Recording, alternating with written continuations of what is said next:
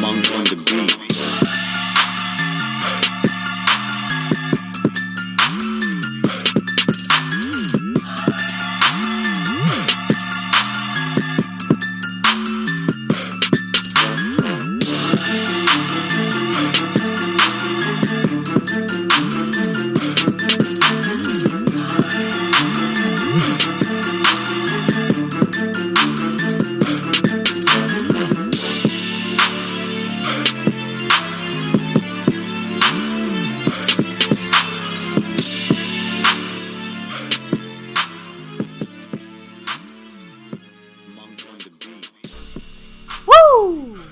What is up, YouTube? My Cowboys family here, bringing you guys the latest update on our very own Dallas Cowboys. And of course, as always, thank you so much for joining us here tonight. Take a second to hit like, subscribe, hit that notification bell, follow us on all social media at My Cowboys Family, and hop in the Discord. Link for that's in the description box down below. Let's go, guys. Here again, first day of football kicked off tonight. We'll quickly touch on that, the Chiefs and the Lions. And, yes, football season has begun here, 2023. It's awesome. But it really don't start for us here till Sunday night. And our Cowboys meeting the Giants in week 1 of the season. I can't wait. And we're going to talk a lot about that. We got some unfortunate news, maybe a little good news in there, too. We'll talk about it all here tonight on My Cowboys Family. Before we even get any farther, though, this is the shout-outs that people make the world go round here. The MCF world go round. Like our sponsor of the week, none other than the great Jason Renfro, sponsor of the week. Much love to the man, JR. Appreciate him. David Lara, 57 points on the stream, boss. He's repping it there, still holding on a couple days of domination with David Lara. And, of course, we've had 4 continuous weeks in a row from Snug X of domination as the Cash App King.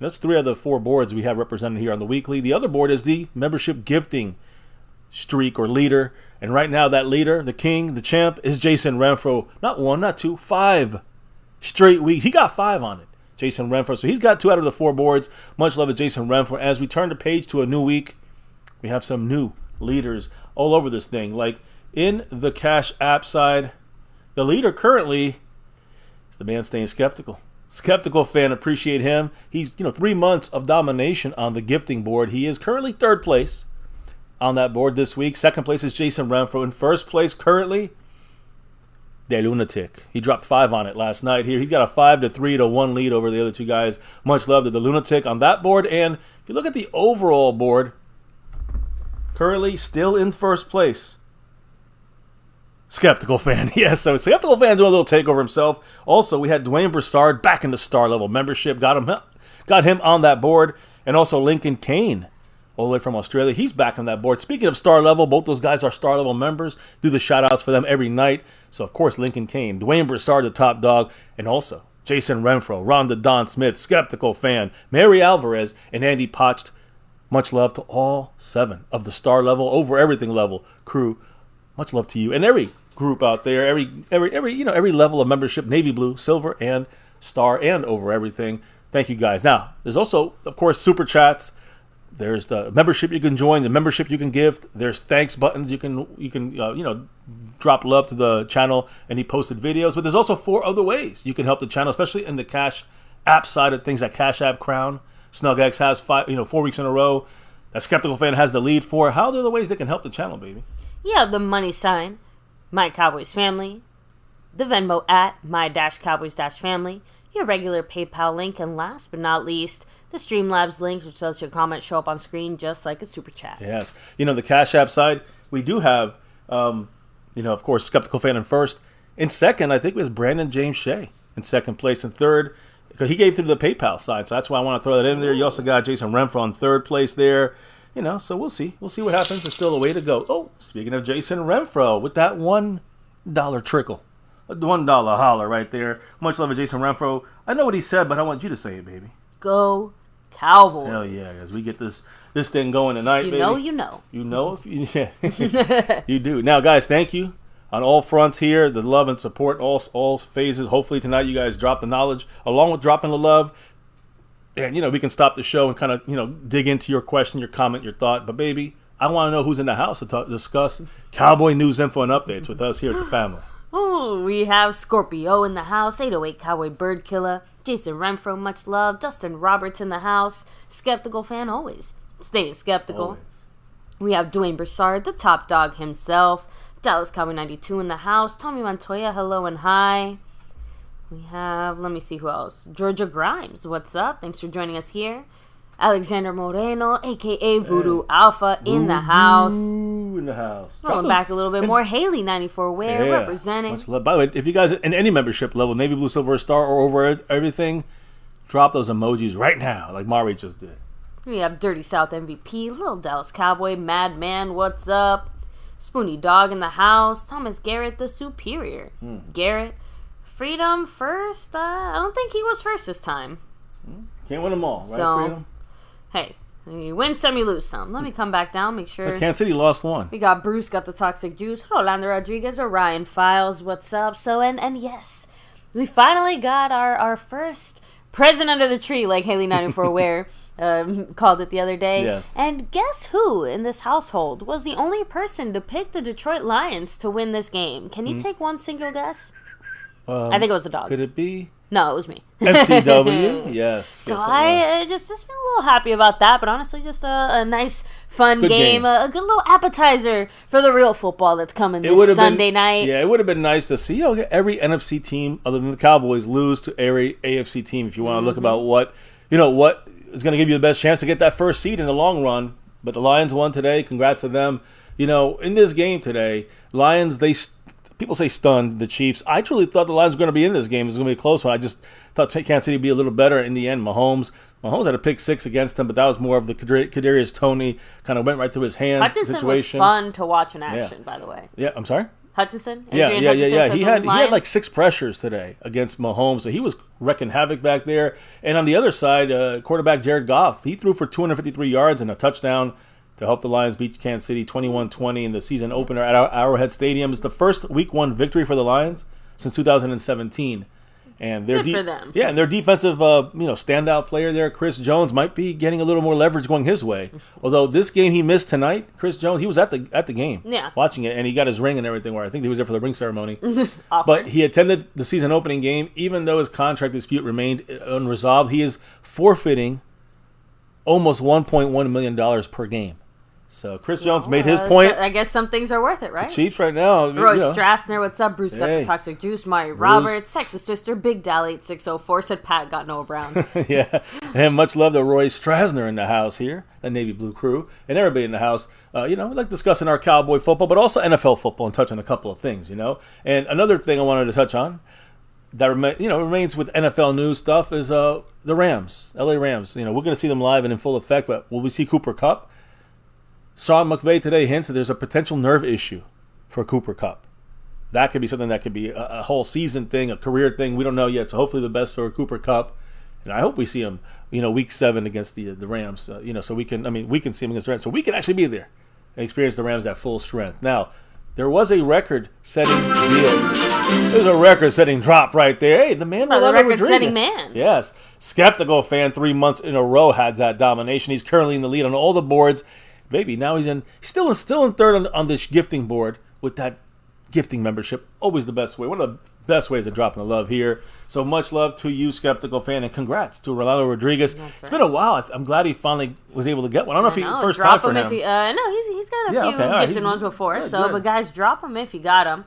And if you don't know how to get yourself available to receive gifted memberships, I went ahead and dropped it there. All you have to do is turn on accept. Yep, just follow the directions and you see it there. You get memberships. You can upgrade your memberships to other levels, and there's other perks, much better perks. But the Navy Blue, you get those emojis, and that's part of the fun here. That's the interaction, especially when the season gets going. You'll see. You get some giant fans in here, and we'll do some discussions, which is not just words or typing letters out, but also emojis to express ourselves as Cowboy fans against the Giants this week. So, anyways, we're getting there. Here's a Cowboy relevant situation. Joe Burrow, a record deal today.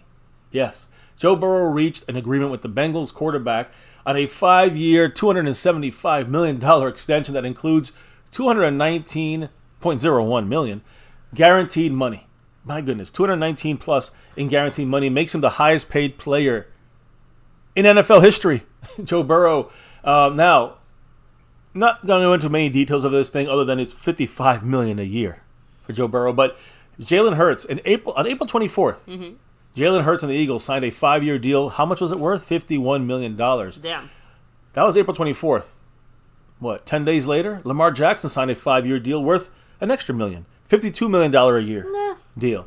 Now, July 26th, I'm sorry, not now, but July 26th, a couple months after, Justin Herbert signed a 5-year deal worth $52.5 million per year. So another $500,000. That was another $500,000. And then today, Joe Burrow, 5-year deal worth $55 million. I'm just saying this. I want to make sure all the people that I don't know what we're going to do with Dak Prescott at the end of this year. You know, for the most part, there's a couple options we can do. We can get away from his contract if he really wanted to. We probably had to eat about $30 million. We save about $30 million. But the point is, that's a big jump if we have nothing to catch us, right? But the point is this. I don't know what we're going to do with Dak Prescott. The probability, according to the Joneses, we're going to extend him. Yeah, I mean, they keep reiterating that the last few weeks and months, and just as recently as I think last week, Stephen Jones mentioned they fully plan on, extending Dak. So I don't know, though. Do you think that Dak will get more than $55 million a year? I just think there's a point where there's we know what we got with Dak, and if we came another big deal, it'd probably be more in the $45 million, maybe $47 million range. That's my guess. I don't know. He'll get more than whatever he's getting now, but I mean, I have to be honest, and I don't want to be that person, right? But where was Jalen Hurts in February, in January, right? And I guess Herbert doesn't quite fit that description there. I'm just saying that, between Hurts and Burrow, both of them were recently appearing in Super Bowl. I'm just saying that, you can understand a little bit more why these guys are getting paid also.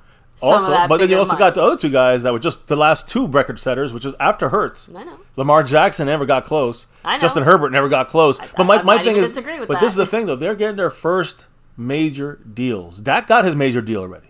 You see, that to me is the difference. And I'm not nothing against Dak. I'm just saying if these guys are getting their first run at Dak's deal that he got when he got $40 million, this is the $40 million now. It's $50 million. $50 million plus. And right now, Dak is not going for that the future anymore. He's going for the now. So to me, he got paid $40 million a year. I don't think he's going to get over $50 million. That's just me. And that's not because Dak sucks it's just that a quarterback on their second deal is not going to get that record-setting number that you think you're going to get from one of the younger guys. Much love to Calvin Richard in the house. The same way Zach Martin wasn't looking for new guy money. Well, he could have gotten it, but he wanted to get close to that money. Exactly. I think that's where Dak's going to end up if everything keeps going the way it does go in the Cowboys. Now, Calvin Richard with a $2 holler coming through. What's up? Much love. Saying is Tyron Smith injured already? Guys, we'll discuss that. I know history. Yesterday you just talked about history doesn't repeat, but it sure as shit rhymes. And about 24 hours ago, right here on MCF, I quoted Tyron Smith saying, "I'm in the best shape of my life." And we also didn't believe it. Again. I mean, we didn't believe it because that's what we always hear from him, and we know it's going to happen. An injury, we just know it'll be the next day.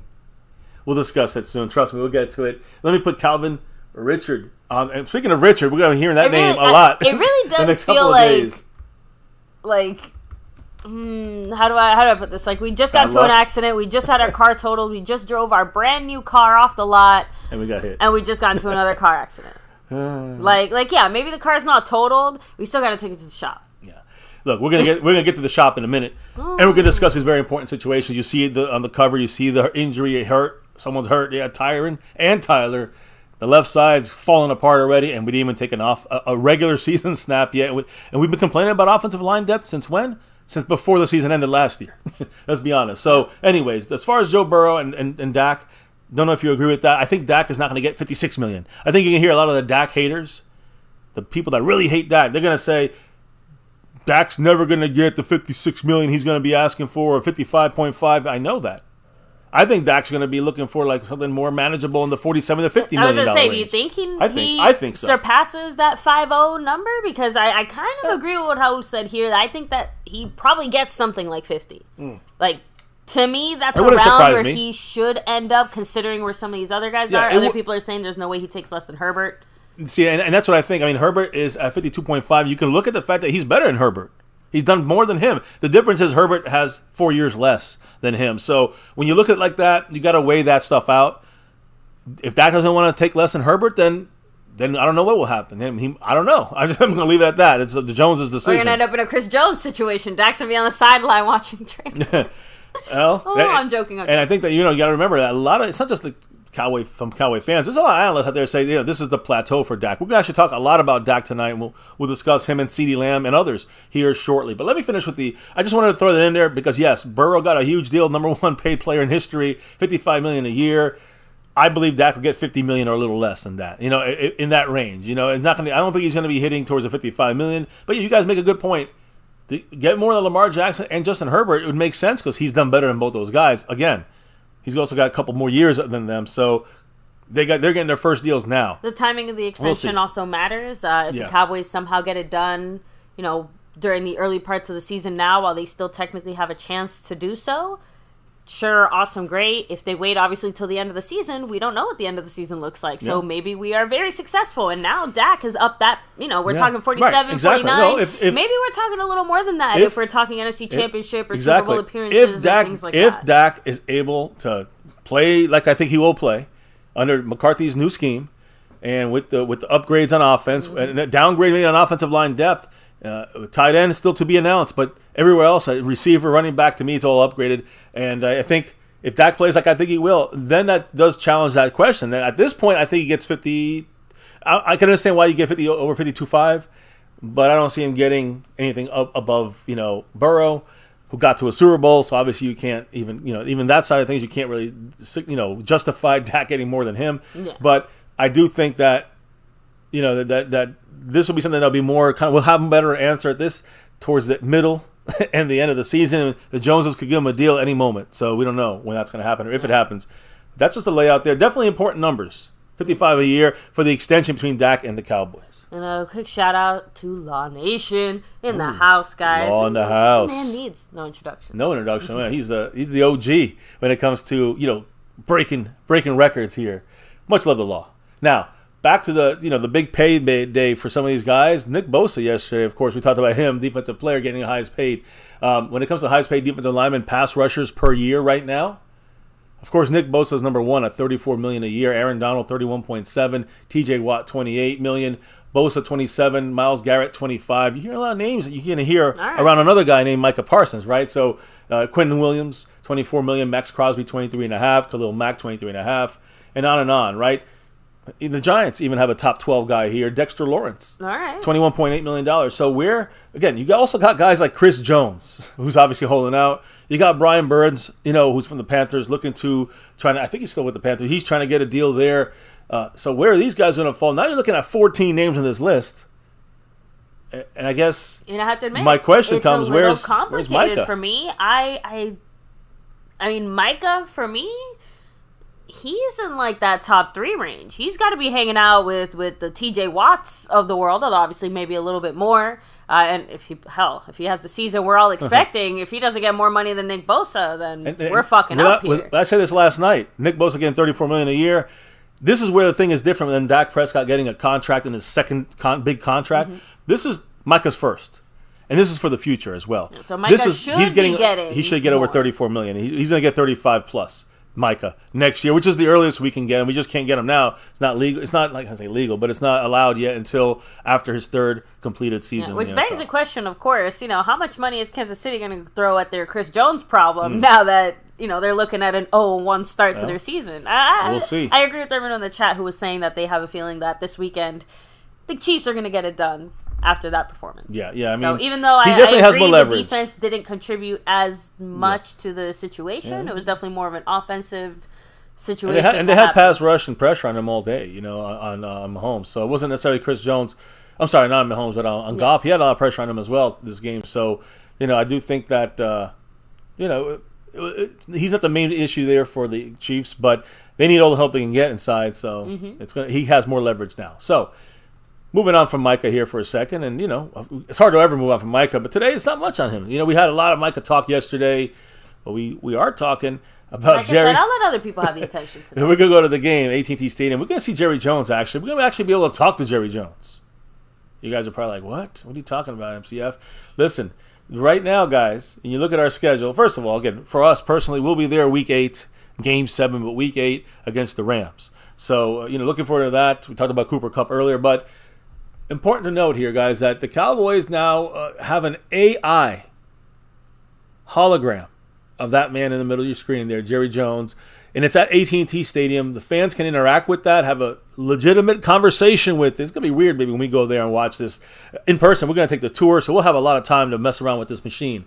But I'm ready to look at it. It looks really cool. It's been posted, the video, up on DallasCowboys.com. So, again, this is cool no matter how you slice it. It always feels a little soulless and weird, but I'm down for it. Me having the sense of humor of a 12-year-old child, I did ask, are we allowed to ask inappropriate questions about glory holes here to this AI Jerry? Are we going to get a response? Is that something we can do here? Cool.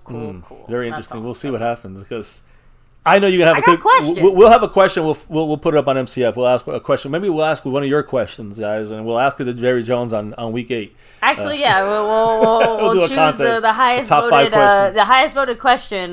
Like you can ask like a question that we have or whatever, and then I'll ask the question for the chat. Yeah, I'm going to ask. People. I'm going to ask, why the fuck isn't Jimmy Johnson in the Ring of Honor? That's what I'm going to ask. Is that inappropriate? For Jerry Jones, probably. Look, when he doesn't answer, I'm going to ask the same question. Just kidding. He won't answer it either. AI knows. Look, so anyways, moving on from old Jerry here and the AI at the AT&T Stadium. People making their picks and their power rankings. I don't care about that stuff. But, when you look at the ESPN, quote-unquote, I'm putting this in quotes, analysts, they were polled and they picked, again, 5 of ESPN's commentators picked the Cowboys to represent the NFC in the Super Bowl. Those names, so we can always, kind of say, okay, at least they were a Cowboy backer. Ryan Clark, Jeremy Fowler, Rex Ryan, Scott Van Pelt, and Damian Woody. Real ones. Yeah, but only Ryan Clark picked the Cowboys to win it. Oh, well then fuck the rest. So again, only much love to Ryan Clark. Hopefully, he's like us. Cowboys going to win that 6, right? So, by the way, Good Morning Football analyst Jason McCourty, one of the McCourty twins, right? He's over there talking on Good Morning GMF. What is it? Isn't it GMF? Yeah, I think that's Good what Morning it is. Good Morning Football. But he picks, I think it's FB, but he picks the Cowboys to also win the Super Bowl. So, much love to Ryan Clark. Also a man of taste. Got it. Ryan Clark and Jason McCourty, they know what they're talking about. Now, as far as coaches are concerned, and yes, we're getting to the Mike McCarthy discussion portion of the show, where, Mike takes center stage and answers a couple questions. But just real quick, guys, head coach records through their first 3 seasons. That's what McCarthy's coached the Cowboys, 3 years right now. And really, I will say little impact comparatively to someone like Kellen Moore, not really allowed to do much on the offensive side of things till this year. Tom Landry, in his first, this is the order of all the guys we ever had coached, guys. Tom Landry was 9 wins, 28 losses, and 3 ties in 3 years. That's pretty bad for Tom Landry. Jimmy Johnson started the first 3 years, 19-29. Barry Switzer taking over that Jimmy Johnson team. He went 34-14 in his first 3 years. Well, great. yeah, Super Bowl type but team. But of course, right? I was going to say, it's Built easy when you inherited Jimmy. such a good team. Chan Gailey, who coached the Cowboys only 2 years, but in those 2 years, he only got 18 wins, 14 losses. Dave Campo, now we're talking to the bad days here, turn of the century time. Campo had 15 wins only in his first 3 years, 33 losses. Bill Parcells, who helped us regain some traction there through the Romo days, 25 wins, 23 losses in the first 3 years. Considering what he had to work with, that's actually kind of he built it from nothing, basically. That's what I'm saying. He started from scratch. And we made the playoffs 2 out of his 3 years, I think, there. So Wade Phillips, by the way, went 33 wins, 15 losses. You can see where that Parcells help really paid off. That's the Parcells. Similar to Switzer. In the sense Switzer that, getting it. Yeah, Switzer is the Wade Phillips, he inherited Jimmy Johnson's the setup beforehand. Yeah, and Parcells, gave Wade Phillips everything there. We couldn't do it, but Wade Phillips was 33-15. Then Jason Garrett took over. Did not become the full-time head coach till 2011. But in the first 3 seasons, it's typical. Guess what his record was? 24-24. Oh my! I mean, that's Garrett. You can't make this shit up. Garrett is average. We talked up. about Garrett always being average from the first day to the last day he was a coach for the Cowboys, and literally the first 3 years, Garrett's average again. In a weird way, I would almost rather suck. Because to know that I'm good enough to not suck, but I'm not good enough to even be good. damn, like, I'd rather just be bad. I don't know. You're just good enough to just survive. And that's what Jason Garrett did a lot of. So anyways, and then McCarthy, first 3 years with COVID, with Mike Nolan as a defensive coordinator, with a lot of... Practically no Dak half the time. And also no, Kellen Moore controlling shit. I'm just telling you, no adjustments. Well, again, it wasn't McCarthy's offense. It was Kellen Moore's offense. 30 wins, 20 losses. Pretty damn good. That's pretty damn actually good. really good. Pretty damn good. Not inheriting anything from Garrett. Let's be honest. Yeah. Anything was inherited from Garrett was bad. And trending upwards, right? Yeah. Like we're consistently 12 and 12. better. I mean, 12 and 5 and 12 and 5, right? Yeah. After COVID year. So can't get mad. McCarthy's doing a good job, and I think giving him more power is a good thing by Jerry Jones. It still Thank really goodness. confuses me when people say like, "Oh, McCarthy's in the hot seat." I'm like, "What hot seat? What hot seat?" Well, getting past that NFC divisional game. That's not Dak only. That's also McCarthy. In fact, I think McCarthy in a bigger way than Dak. So, anyways, as we keep moving on here, guys, McCarthy did speak today in the press conference to Star in Frisco, and he moved today's practice from 11:30 a.m., which we told you guys last night, to 9 a.m. He said, quote, yesterday was hot. He said basically it felt like a training camp-esque type of heat wave. He said, and he said there was again, a non-Oxnard traditional kind of mindset from yesterday. So he said, moving the practice around. He said, quote, that was one of the hotter practices I've ever been a part of. I mean, Austin today was crazy hot today as well. Cowboys moved practice Thursday morning because of the heat. So McCarthy said that the Cowboys, are ahead in our preparation for the game against the Giants on Sunday. He said, quote, we're still getting the amount of work that we've got to get in, even with the heat. He said the players are in pads once again for practice today. McCarthy spoke about Micah Parsons. We spoke about him a little bit. McCarthy said, quote, he's a great example of carpe omnia. He's trying to seize everything. He does it with such a competitive fire. He has a tremendous skill. He has tremendous skill and gifts to go in with that as well. So I don't know if there's any area where Micah has not grown. So Micah's a dominant. He's a great player already, and he's still growing from greatness and eliteness. He's still getting better than that. I do have to agree Those with are the most elite McCarthy players. on no one on this team I think embodies that more than Micah right now. Yeah. Because he already has so much, and he's not greedy, but he's still pushing for more and fighting for more. Does that make sense? Like, he's not trying to take off of anybody else's plate. He still wants to have the biggest plate and the tallest stack. Micah just brings such a special energy. It's undeniable. I'm always going to bring it. I always relate it to Michael Jordan. That Michael Jordan energy. That take no prisoners. I want to beat everyone until they have no breath left in their lungs. Hey, Jason. I like that. Killer instinct. It's ready to go. It's just waiting for the Cowboys. Right? I Cowboys have nothing come to do with it. I just got to show up. She will. It's way worth it, guys, to get that 6, and you get the bonus. Yes. The wife in her cowboy cheerleading costume. Hell yeah. I say costume. Her garb. So anyways, so again, finishing up about the first couple points Mike McCarthy made, he also spoke about our kicker, Brandon Aubrey. This is what he said, guys. Quote, Brandon reminds me of a young Mason Crosby, who, by the way, is still a free agent. I feel good about him because he has an arsenal of kicks, which is important, and I've been very, very impressed with him. End quote. All right, Mike McCarthy is very impressed. Young Mason Crosby, I still don't trust Aubrey yet. I just can't, and I don't think anybody out there trusts him yet. Not even McCarthy trusts him yet as well. So, look, either way, we do know that the Joneses are not going to move from that position. They're sticking with their guy, Brandon Aubrey. That's the way it's going to be. So, what about other situations that are very important to us, like injury situations? Of course, McCarthy was asked about this morning. Tyler Smith. So I can't help but laugh at the Tyron stuff. That's all. Yeah, well, we haven't even got the Tyron. We got Tyler right now. Oh, I thought you said Tyron. No, sorry. Tyler Smith. The Tyron Smith is new. We didn't know that this morning. So Tyler Smith this morning. Mike McCarthy spoke on Tyler Smith this morning and his hamstring. He said, "Quote: Tyler says he feels really good. He's very optimistic."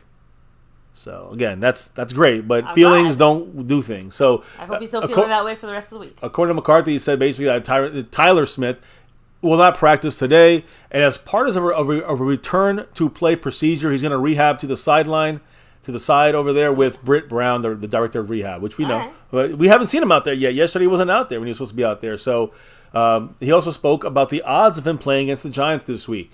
McCarthy said, quote, if he practices on Saturday, we'll give him a chance to go. So it's not even like if he practices, he's playing. It's he might have a chance as long as he practices on Saturday. Well, exactly. But the point is, again, seems very likely. McCarthy wanted to stress that, again, he can play against the Giants. It's on Sunday night, not Sunday morning or afternoon or anything like that, right? So it's Sunday night. Time. So, but only way he has a chance to even play is if he practices at the very least. And it sounds like the Cowboys going to wait till Saturday to give him a full go. And it's just a walkthrough, no pads on Saturday, but it's still before they travel to New Jersey for this game against the Giants. So Saturday is a big day. That practice, that walkthrough, those injury designations. Well, that's not gonna be the difference. It might change in the afternoon, but whatever it's gonna. Listen, I'm gonna expect him to be designated tomorrow as questionable. Okay. Because on Saturday he'll be downgraded to doubtful or out if he's not gonna play. If he's not gonna be able to play, if he goes on the plane to New Jersey, he's a good chance to play. If he doesn't, of course he's out. So. On Saturday, we're going to know. Saturday afternoon, we're going to know if there's a chance or no chance at that point, for sure. Anything between now and then is irrelevant, unless there's something that's to get pushed. What is it? When you have something that backs you up, and then a setback of some sort. That's what I want to say. Setback. You have a setback of some sort, then he ain't playing. So, but if he practices on Saturday, according to McCarthy, he has a chance to go. And again, if he travels, a chance to go. If he don't travel, of course, he's not going to do it. But he said basically the Cowboys are also going to have to make, in that afternoon, Saturday afternoon, the Cowboys have to make the practice squad move to protect against a scenario where Tyler Smith is not there. We need another depth guy because now we're going to have at least one starter out, and we have to bring in someone to replace someone like Tyler Smith. Could it be Austin Richards? Can it be TJ Bass? Those are the two options as of right now. According to the depth chart, it's Richards. So that's where we stand until, of course, later today in practice. We'll talk about that in a minute. But the thing is that the Cowboys have to make a move for one of these, practice squad guys to get elevated for the game. So expect that even if Tyler Smith is ready to go and he goes on the plane, expect the Cowboys to make a move and bring someone along from the practice squad, in my humble opinion. So now other injury updates from McCarthy himself. Jordan Lewis, according to McCarthy, again, full participant in yesterday's practice, expected to be full today as well. But McCarthy said, quote, what an incredible rehab story. He looked good out there running around. He'll tell you he's ready to go. He's getting real close. So I think that Jordan Lewis has a good chance to play, although to be safer, I think the Cowboys, at the very latest, he'll play week 2 against the Jets.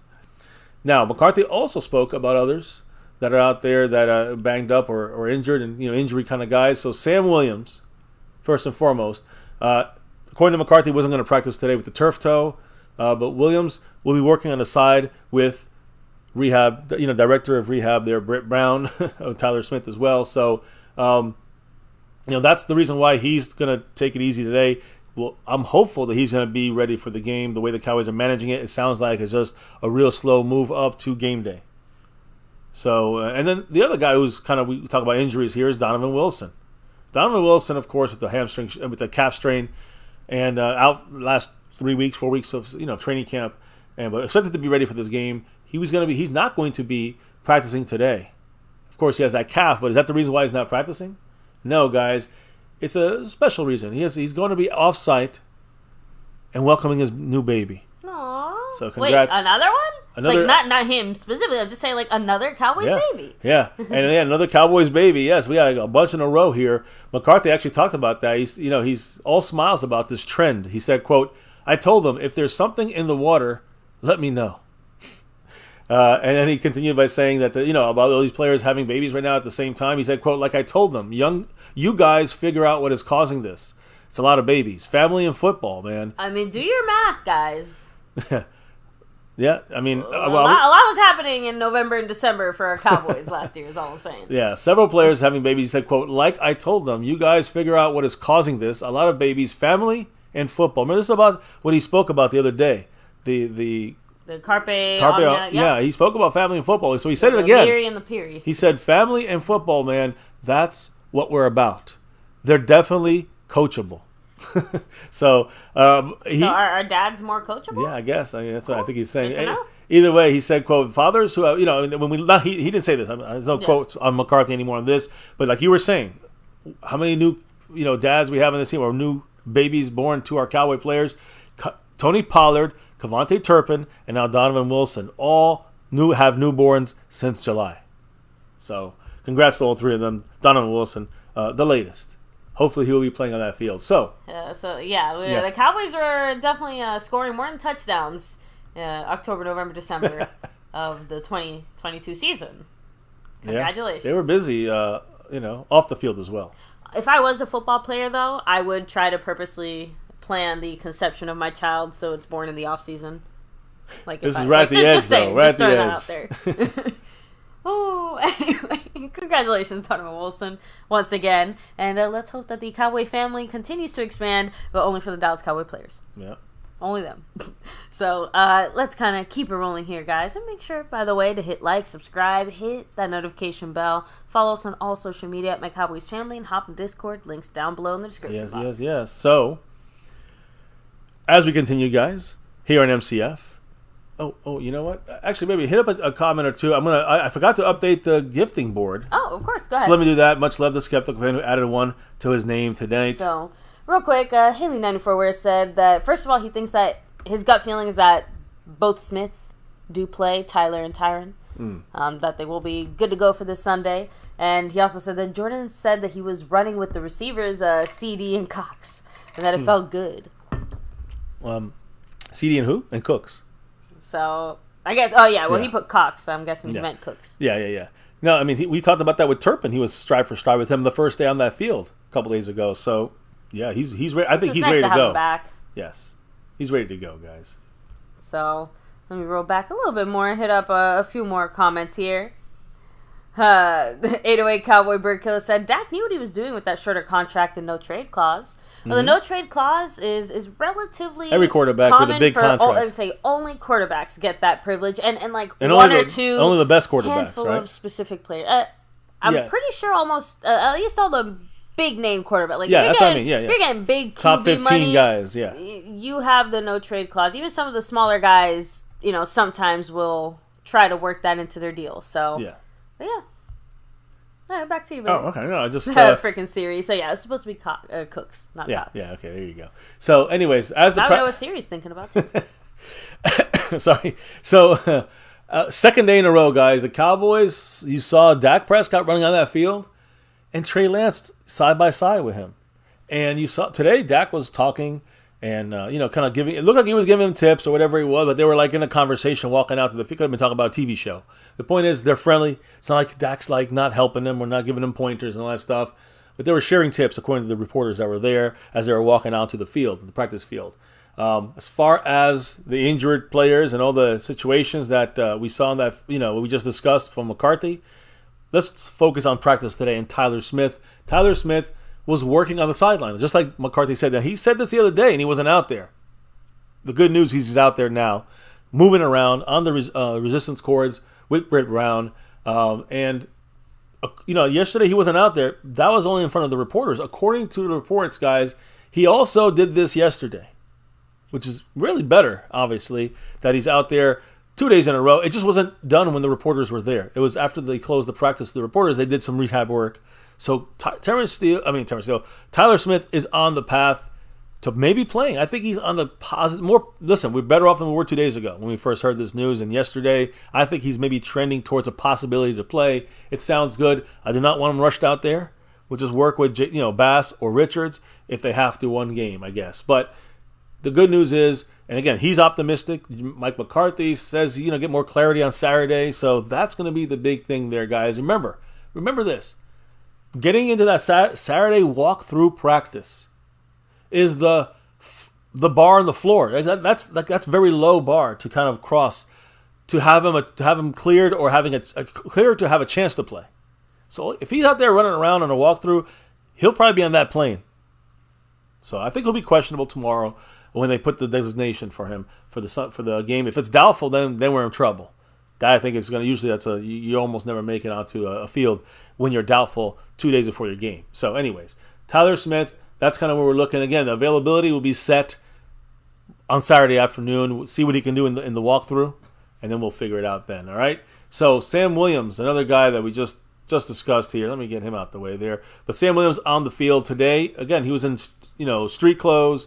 A couple days he was out there with no work at all, no work at all, rehab or nothing. He was just out there chilling. So today he was in pads, and he was also taking his normal turns in special team work in the open portion of practice. So that sounds really good, right? Sounds like he's past the rehab portion of things. He just rested it for 2 days, back on the field doing special teams, and probably tomorrow maybe more defense. We'll talk about his designation today on practice in a moment. And then, he did, and again, a lot of people were saying as they were watching him, he was making a lot of progress. You can see him looking a little better, a little more explosive than he did, when he initially got injured there and had, kind of was limping around. So it's a chance, most people are saying there's a chance that he really goes, barring any kind of setback that could hurt him tomorrow. I think everyone's kind of thinking he'll take his 10, 15 snaps in this game for turf toe guy here, Sam Williams. Which again, thank goodness, but also pretty much just kind of confirms he's probably going to be dealing with that on and off for the whole season. Yeah, until he's able to fully rest it and heal it proper. Probably, unfortunately. Now, Jordan Lewis, when we look at the injury report, the Giants, all their guys, the same exact. I'm not even going through the names because it's the same exact situation. Actually, they technically did not have practice. So this was a projection. They gave the same exact projection as yesterday. But injury report for the Cowboys different. Jordan Lewis, guys, with his foot. Yesterday was full participant in practice. Today, full participant in practice, guys. Again, great news. Jordan Lewis, I think he's going to play. I feel like he's going to play this game, which is great news. Next on the list here, let's go back. Tyler Smith. All right, because Tyler Smith, on this injury report, yesterday he didn't participate. Today the Cowboys class, even when he was out there rehabbing, he did not participate in practice today. Expected that number, that kind of designation today based on just rehab work, right? That's all he did. Then you look at Sam Williams. Yesterday he did not participate at all in practice. Today, limited participation for Sam Williams. Like we said, special teams work. So that means he's trending the right direction to play, get his handful of snaps. I love it. I don't know how you feel about it, but of course, I feel great about it. Let's hope he just continues to progress and maybe feels a little bit better. Barring any setback, he's playing this game, in my opinion. So just going to keep that there for everyone to hear and listen to. And then, of course, we know, proud new daddy here, Donovan Wilson. He missed practice. Didn't participate yesterday because of the calf. Today didn't participate because of a brand new baby. So congrats to Donovan Wilson. Still hoping he can play this game. I have a feeling he will have a chance to play. So we'll see what happens. Very important piece in this puzzle when it comes to defending the Giants and Daniel Jones. The last guy, and this is the thing, guys, that popped up on the injury report today. That's the main part of today's topic, and discussion. Not just Tyler Smith, guys, but Tyron Smith. Yesterday, like you said, alter ego. You said this earlier in the stream for those that have jumped in here and more recent. Yesterday, you literally said a quote from Tyron Smith for like the 6th straight year. He said, "The best shape of my life." And then the 6th straight year, he gets hurt. Yeah, that shape is round. Yeah, he's hurt already, guys. He has an ankle injury according to the injury report. Of course, yesterday, not injured. Today, limited participation. Why limited? Because it happened in the middle of practice. And that's not good. No bueno, guys. So let's talk about this real quick in Tyron Smith. Because, again, added to the injury report, limited in practice today. By the way, as we've discussed here, the greatest liability to the Cowboy team, and you can say, I'd say outside of an inexperienced kicker, is the lack of depth on the offensive line. And we've been talking about this since the beginning of the season. It's similar to the kicking situation. It's not like it's necessarily a new problem. We've definitely been talking about it for quite a while. Presented a variety of different options or solutions, from cheap to expensive to reasonable to not.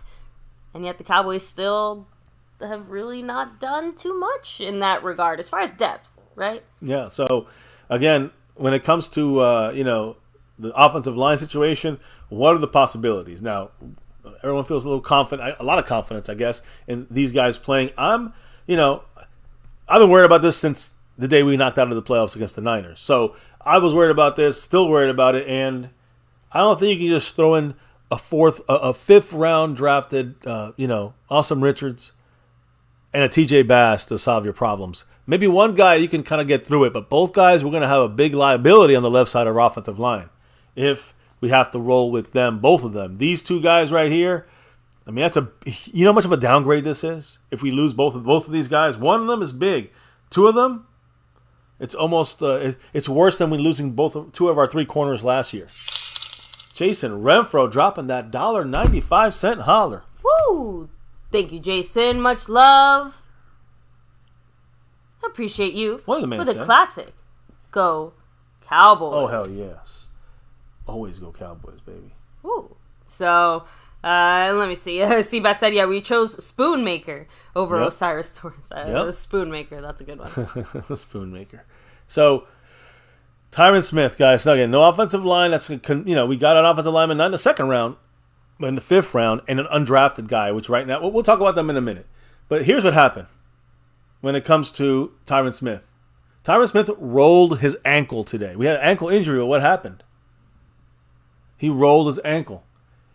That's not good. Someone fell on it. He twisted it, rolled it. So, how bad is it?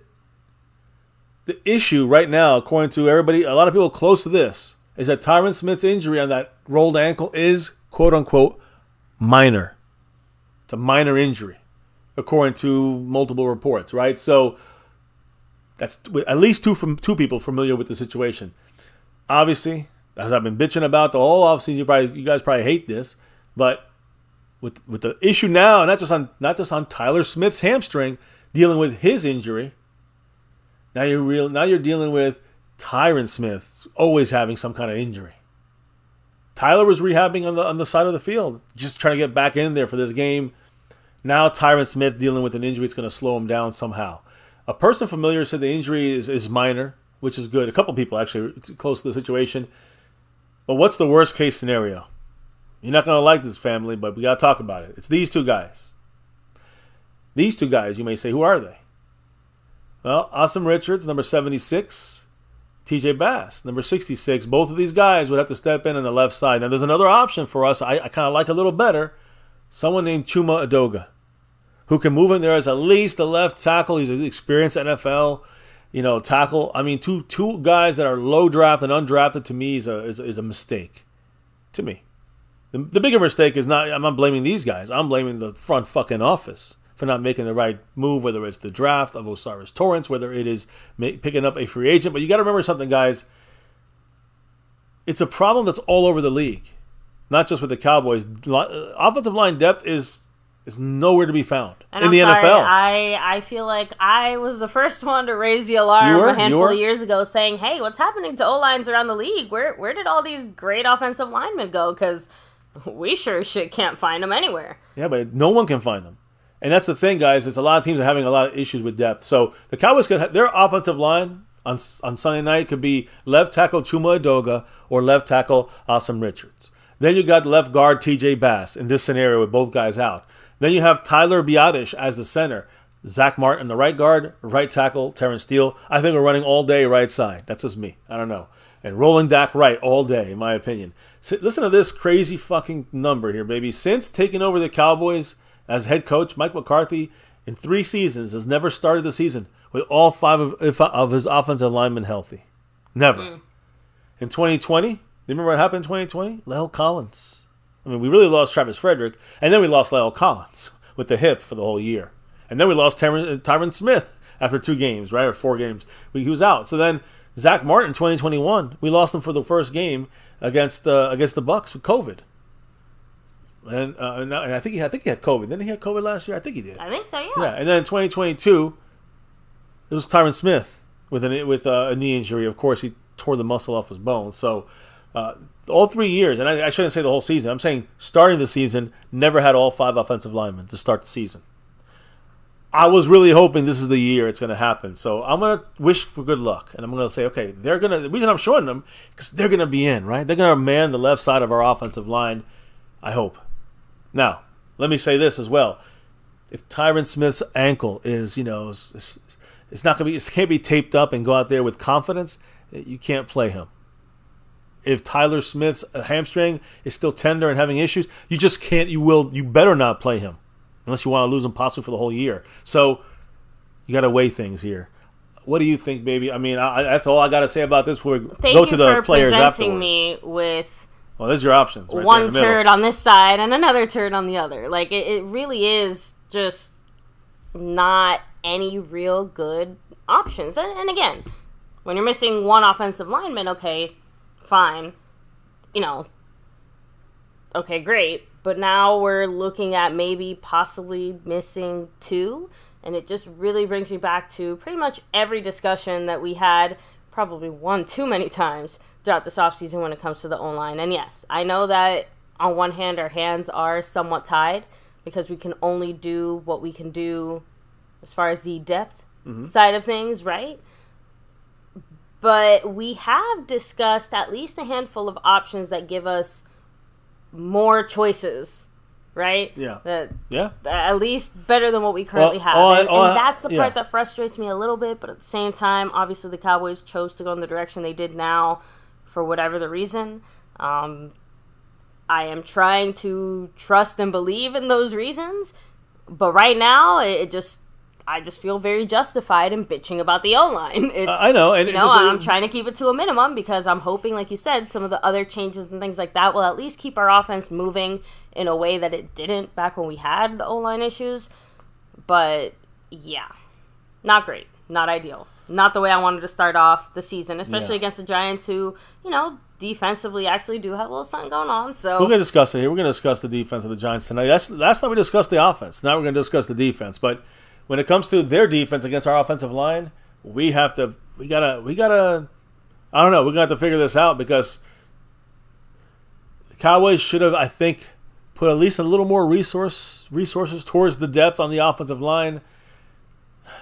That's all. I'm gonna leave it at that. So, moving on, guys. I don't know what the chat said about this. I guess let me hit the chat up real quick here, guys. Orlando said, "How many times the Cowboys say it's a minor injury? Don't believe it." I can't agree more, Orlando. Lost in translation. Much love in the house. He said that women are making new linemen right now. The new NFL will be 7-on-7 from now on. Oh, that's funny. Yeah, our left side will be big time sus. And again, nothing against TJ Bass and Richards or Odoga, but no offense. It's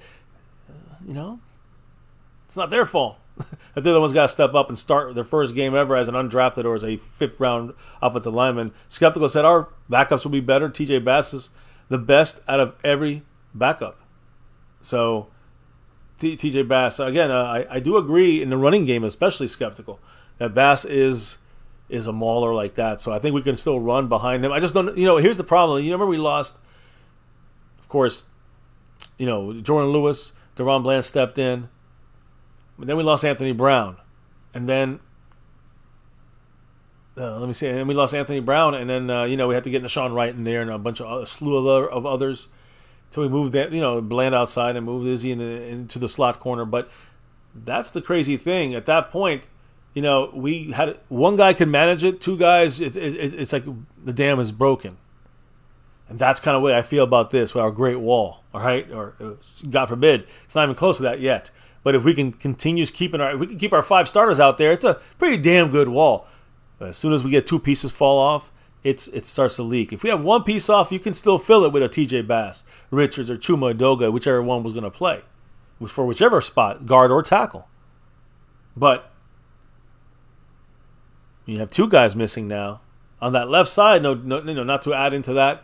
And now we got ourselves a little bit of a bigger issue, especially on the left side, especially passing. So these guys, Richards and Bass, might have to, let's say that to step into this, like front and center, have to get into this. They got to learn fast, and hopefully they have enough to work together. I hope we game. This is where I would already see if McCarthy's game plan, like he needs to adjust. I would have plays rolling Dak to the right. We somehow more survived. often. I was about to say we somehow survived with our starting quarterback. I want to believe that we can survive without 2 of our offensive linemen for one game. Well, here's the thing, though. I want to make sure that we can, I hope, McCarthy, Kellen Moore would have probably still ran the offense, even with the left side broken, the same way. I think McCarthy will tweak it a little bit. Yeah, and that's the difference between someone like Kellen Moore running the offense, someone like Mike McCarthy running the offense. I want to hit up the chat super quick. A Skeptical fan said TJ Bass is the best out of all of our backups. So Jason Renfro said we might have to move Martin and Steele to the left, put the other 2 to the right. Hell to the no. At that point, too much movement, too much going on. McCarthy hates moving them around like that, too. Yeah, so Even if they Drums and threaten Cowboys doing say, get ready for lots of shotgun looks and run towards Martin Steele's side. But lost in translation, he cracked me up. He's like, if TJ Bass goes down, then what? Then cry. No, because we have Richards and Chuma Edoga. Chuma have to go to left tackle, and then we have one more backup. If one of the backups go down, we got one backup left, and the Cowboys are also going to bring up an offensive lineman, probably a center, like a Brock Hoffman type guy who could play guard and center if needed. Sorry, I think what I meant to say was drink and then cry. Oh, well, yeah, that too. That comes later, though. But yeah. So, by the way, Lawson tries to say we just pick up Reisner for a season. So I mean, again, he pick him up for maybe 4 games at most. Again, he doesn't get hurt. They already said his knee is bad. I know, but our Cowboys clearly looked. Oh yeah, because that's stopped us before. Hello, saying, Tyron Smith. He's asking for too much to roll that dice. Okay, on that I agree. I'm just saying that someone being banged up and hurt has never stopped us before. Although apparently that's the reason we're not bringing back Jason Peters as well. Like, or at least, I'm just saying, like, that was the word on the street as far as the reason the Cowboys weren't interested in trying to bring him back, that he supposedly wasn't going to hold up for the whole season.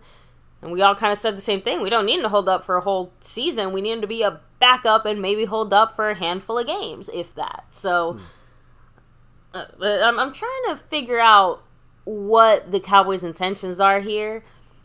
Do you not think about some of the comments made by, I can't remember which Connor it was, McGovern, McGregor, whatever, but do you remember the Connor that said that, the Cowboys basically do not actually invest? Yeah, it was Connor McGovern that went to, who was the guy who went to last year? He went to the Bills this year. So, but basically he just kind of implied that, the Cowboys have not done a good job of kind of growing and developing offensive linemen. So all I'm trying to say is that if we're going to be in a situation where we're going to be down offensive linemen and looking at like whatever the future brings, let's hope we know how to do that now. So that's all. So, and by the way, guys, it looks like the Cash App is down, not on our side, just in general. Cash App. No one's down. Working? Yeah. Oh. That's kind of crazy. Because I thought it was just like, I'm installing my new software. Maybe that's why I could do something with the security stuff. But we'll see if it gets online on my side.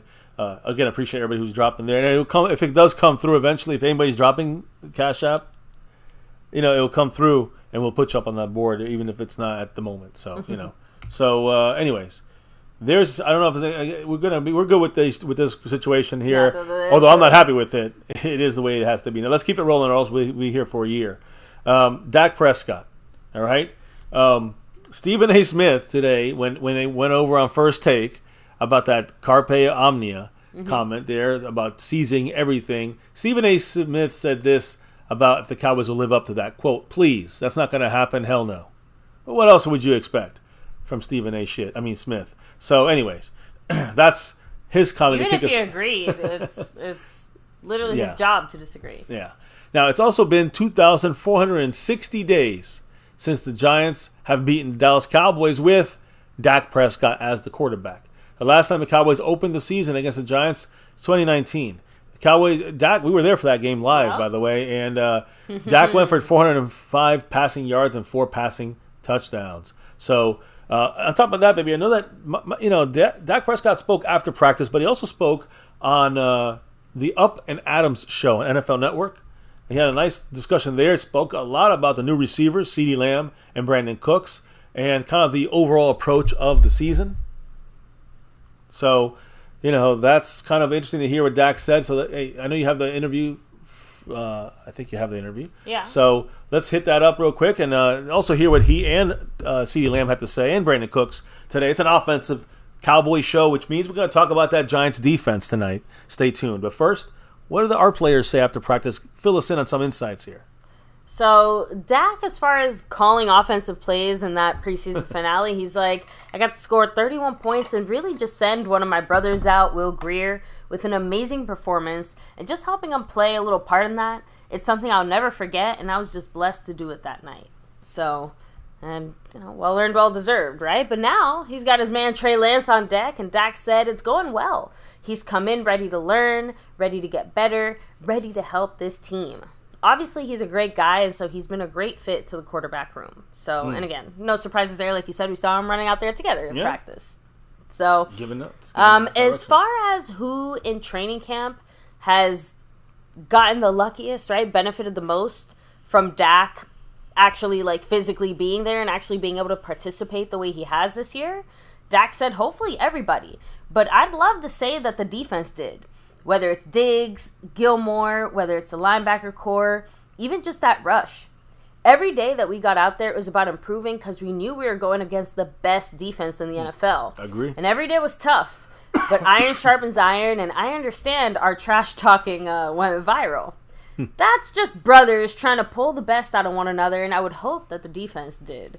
So, I mean, no question, guys. The Diggs Dak stuff got blown way out of proportion, and honestly, anyone who has siblings knows how that goes. But it's more to me. It's more about the fact in the beginning part of that. I think was when he was mentioning the. That hopefully everybody benefited from Dak being able to play. Not just that. No, that the defense. I think the fact that we went up against the toughest defense every week, which every week in training camp, every day in training camp. The Cowboys' offense went up against the toughest defense in the NFL, in my opinion. We all saw it. We all saw the training camp footage about how dominant Micah and the defense was against our offense, against our backups on the offensive line. So I just kind of figured Dak would think it's a bad look to pick someone on offense that he thinks benefited the most from his presence. So it's like, instead of picking my favorite child or something, we have talking around or whatever, the defense, of course, like, smart. Yeah, smart, but it is true, though. But that is true. I don't disagree. That's one of the things that I always keep saying is that the fact that the defense is killing us, it's almost like scary that the defense might not be as good as we're seeing because the offense has a lot of injuries and issues, overall on that. By the way, Voodoo, you got to let us know what Cowboy birthday it was that Mr. MCF forgot. Jordan Lewis or something, I think. I'm trying not to do those as much anymore. just focusing on the football part of things. Dak Prescott, by the way, lots of love for the man, CeeDee Lamb. He said he's one of the best players, one of the best athletes, receivers that I've been around, and he's young. That's what's crazy. He has so long of a career, I guess, left. He's going to continue to get better. He makes catches all the time. He's fast. You see his speed, and he's a guy who has it all. His passion for the game is second to none. That's one of my favorite things about him. Yeah, so CeeDee Lamb, guys, just the connection between Dak and CD, pristine. Lovely. Mm-hmm. Love it. So, and by the way, he was also asked, is Jerry looking a little different this season? Have you noticed anything different since you've obviously been around for 7 years now, Dak? He said, I can't say that I have, honestly. That's another guy and speak about passion, is one of the most passionate. He's going to do everything he can to help this team and to sell. And that's part of it. When he says things, I really don't pay attention. I can't say that he's been any different than he has been since the time I came here in the last 8 years. He's just someone that you get to know, you get to understand, and you get to love. Dak loves his Jerry Jones there. So I also like the people that pay me too. I enjoy that very much. Jerry's getting ready supposedly to pay him an extension. Oh, that cracks me up a little bit there. So anyway, obviously Dak spoke a little bit here on Brandon Cooks. And he basically said that speed is the first, when he thinks of Brandon Cooks, speed is the first thing that jumps out at him. Yeah, check out Brandon and some, off-season workout stuff here. Saying a guy that can really just stretch the defense. You're talking about CeeDee Lamb and understanding defenses have to respect him. So if you're going to respect CeeDee, now you're leaving one-on-one with a guy like Brandon Cooks and even Michael Gallup outside. But the man and the professional that Brandon has probably been the most beneficial thing to this team and this offense. Being able to teach young guys like CeeDee and Tolbert and just a guy that does everything right. On the field, off the field, he prepares and takes care of his body. I'm excited for the regular season and for it all to start with him being able to reap the benefits of everything he's been working towards. Yeah, man. So, again, remember how Dak just mentioned now the biggest impact, the person who had the biggest impact and benefited the most from him being there? He's like, oh, yeah, the defense. Who benefited the most from Brandon Cooks being here? Dak said it. Oh, no, the entire offense and specifically these guys, because these guys learned and elevated their game. I mean, it's like having Peters last year. It's like having, Gilmore this year. It's like having Brandon Cooks this year. So, honestly, just big time. Very, very lucky. And Dak obviously did speak a little bit about the Giants. Now, consummate professional that he is, he did say, quote, it's a good team. Got to give them respect and just do what I've done every year, every time playing these guys. prepare my ass off going into this game and just be ready for whatever they have. But they do have my respect. It's always fun playing New York and definitely playing them up at their place. And on Sunday Night Football, kicking off the season once again. Oh, so as far as how comfortable Dak feels with the offense, he said, my comfort level's at an all-time high. Our game plan is in right now. We just went out there and practiced it. And obviously, we'll cross our T's and dot our I's, iron out the rest of it over the next couple of days. So also playing off of that preseason offensive kind of comfort he had, right? So, by the way, I don't know if you're a gambling man. Dak Prescott certainly is, because he said, I know where we want to go, as in the Super Bowl in Vegas this year. He said, I keep that in the forefront of my mind, whether it's the playlist I play on my phone to name something to remind me. I've got a lot of just little different reminders that remind me of Vegas, remind me of where I want to be at the end of this year. But at the same sense, it's about being present and capturing each day. I know there's no way I can get in there unless I give each day my all, and that's more the focus than the Super Bowl is. But at times when it is tough and you are sacrificing, when the days are long, you want reminders. So I have those things placed here and there. So, hey, those 13-hour days can get to you, right, Dak? And by the way, Dak's taken a lot of shit throughout this offseason, right, for a variety of reasons. But, obviously, Dak handles it in his own way. He said, quote, if I gave credit to people's opinions, I wouldn't have made it this far in life or in this league. Everybody has an opinion. For me, it's about focusing on what I can do for this team. I can't control everybody's narrative and what they make something out to be, but it's about turning the page and writing a new sentence. The pen is in our hand to do that.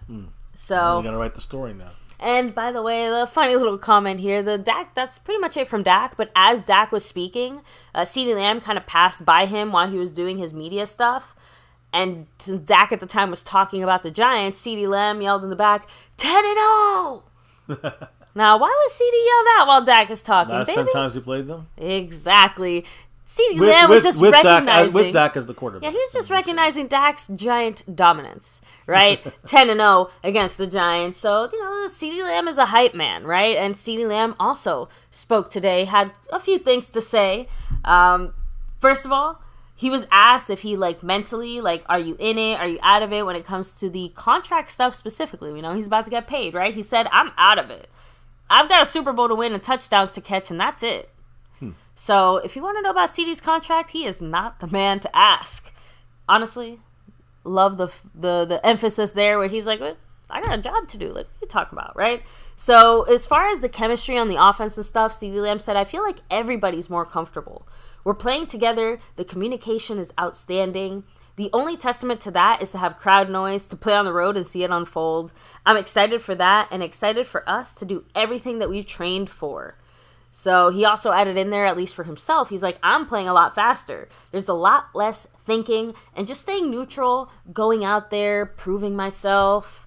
He also said that last year he felt like he was close to being in that upper echelon of NFL receivers, and we know he was, right? So he would have been, Dak had been healthy all season. He would have been in the mix with guys like Jefferson and Kupp and Jamar Chase, right? Sure. As far as how he feels about that right now, though, he's like, oh, I'm there. I'll show you. Nope. Bootzilla. Showing Much us all love. how to subscribe. Yeah. Thank you for 7. Welcome to the family. Appreciate you and go Cowboys. You know how it goes. By the way, David Lara, 51 points on the Stream Boss. So, again, we always love to hear from CeeDee Lamb. And honestly, the fact that he said Super Bowl 17 times and he only spoke 30 words. It's great because Micah yesterday was dreaming about Super Bowls. I'm just saying, this is the right attitude for this team. He got Vegas on the brain. So, by the way, Dak and Cooks. I know Dak commented earlier about Brandon Cooks and the type of impact he had, but even Brandon Cooks commented because it seems like Dak and Cooks had an almost instant connection when it came to on the field and stuff like that. As far as his transition into Dallas, Cooks said, it's funny you say that because that's what you get to see. But the countless hours that we spend in the offseason when the cameras weren't on us, I think that's what really got us to where we're at. Practice is one thing. Working out in the offseason is another. But it's game time now, so hope to show that in the games as well. So basically, he's trying to say, it was not an easy and smooth transition. We busted our ass in the offseason working out when no one was looking. And we know it's true because we saw even when we were looking, we saw a handful of times where Cooks and Dak and the other guys were all out there working together. So clearly that work paid off. Dak's Field, they had the Georgia retreat. I mean, just all these things helped a billion times. So you can see Brandon Cooks and, it's CeeDee Lamb, Dak. The offense is coming together here. And we got other weapons like Gallup and our tight ends and the running backs out the backfield like Pollard and Deuce. And so I'm just saying, weapons all around. Love it, love it, love it. So, by the way, a quick little blurb from our guy, Princeton Fant. Oh, tight end. Yeah, not someone you hear from all too often, right? What he's speaking about what, though? Actually used to be teammates with Giants receiver Jalen Hyatt. So they know each other, go back from college. And apparently they've been shit-talking each other all week. Because Princeton Fant said, quote, I talked a little something to him. It's all love at the end of the day. We're going to go out and compete and give everything we've got. Remember, guys, Princeton Fant is the tight end that's on our, practice squad right now. Yeah, so. But we got a little inside scouting report because as far as Jalen Hyatt, he said speed, the number one thing that stands out about him. He's really fast. I think he's the fastest receiver in the NFL now, so he's quick and smart. So, and if that's the case, ouch for us, but looking forward to stopping that little Speedy Gonzalez then. By the way, at least Princeton Fant, in his opinion, he thinks that for him, the thing that stands out about him, his play, what he's going to contribute, his versatility. Being able to play every position, tight end, fullback, and a little running back, whatever they need me for. And that, to me, is a key. Yes, he is technically a tight end, but he's going to be pulling a Micah Parsons in that he's probably not going to be playing much actual tight end. We're going to probably see him a little bit more, I think, just doing a little bit of all those things at some point or another. Yeah, I think one day... I said at some point or another, not necessarily week one. Well, yeah, he has to be elevated from the practice squad. So he would actually have to, to even have a chance to play in the game. But I think in practice, I think you'll see him at tight end. We've seen him doing all these things. Short yardage in college, he was very good at short yardage runs. So there is a value for him if we can't do it with the guys we have right now. So we have him on the practice squad, and he could be used for that. He won't be used this week, though. Yes. So good to hear Princeton Fant's little insight there on the Giants suck. And I had to end it on a high note, a large note, because Zach Martin, the big kahuna himself, he said that the O-line will be ready to go for any challenge that comes to us Sunday night, regardless of if Tyler Smith can or can't play, because he did speak before Tyron's injury. So at this point, we're only down one Smith. He said everyone who makes the roster has to be ready to play. We talked about it the day it happened in the O-line room. We said, hey, at some point this season, guys need to step up and play. We would love to have Tyler out there. We'll see what happens. But guys will be ready to go if he's not able to. So, honestly, am I the only one who feels like that talk is a little bit more like, hey, at this point this season, guys need to step up and play. It's less about, oh, we need you guys to step it up. And it's more like, oh, we're anticipating the injuries on the O-line, so you guys better be the fuck ready. I don't know. How about both? I don't know. I honestly I like the aggressive energy it seems like every player has been bringing. Yeah. Lately.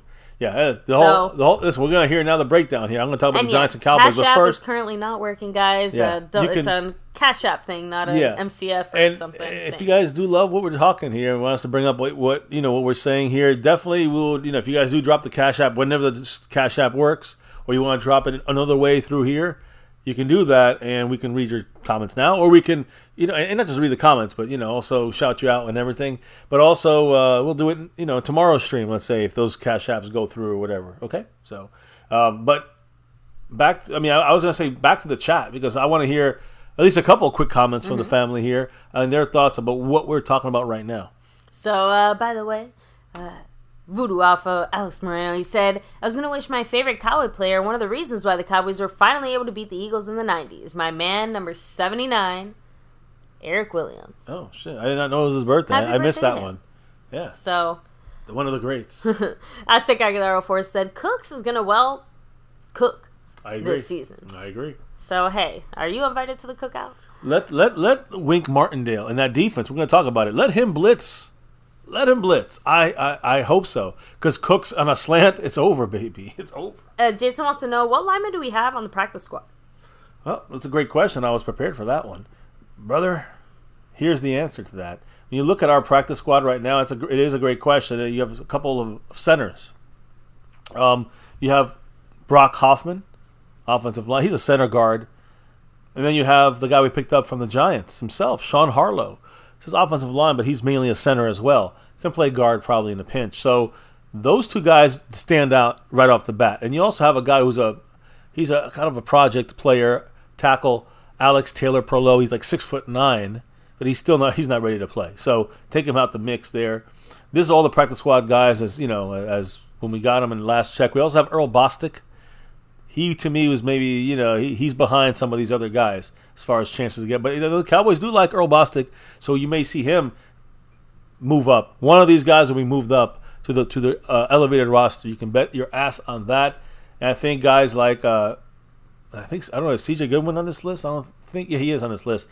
I think CJ Goodwin gets moved up on this list as well. Those are the two guys that probably get put onto the 53-man roster, or the game day roster. Let's put it that way. And then we have to make 6 or 7 guys, inactive for the game. So, but you're going to see the offensive lineman is kind of a stock. They kind of get stacked up and put somewhere, right? So, like you have an extra offensive lineman spot that you can always move up a guy and kind of stash him. You also do that with the quarterback now, exactly, right? With Trey Lance. So at least in that sense, it does make it a little more straightforward to add that piece if/when we need it. Yeah.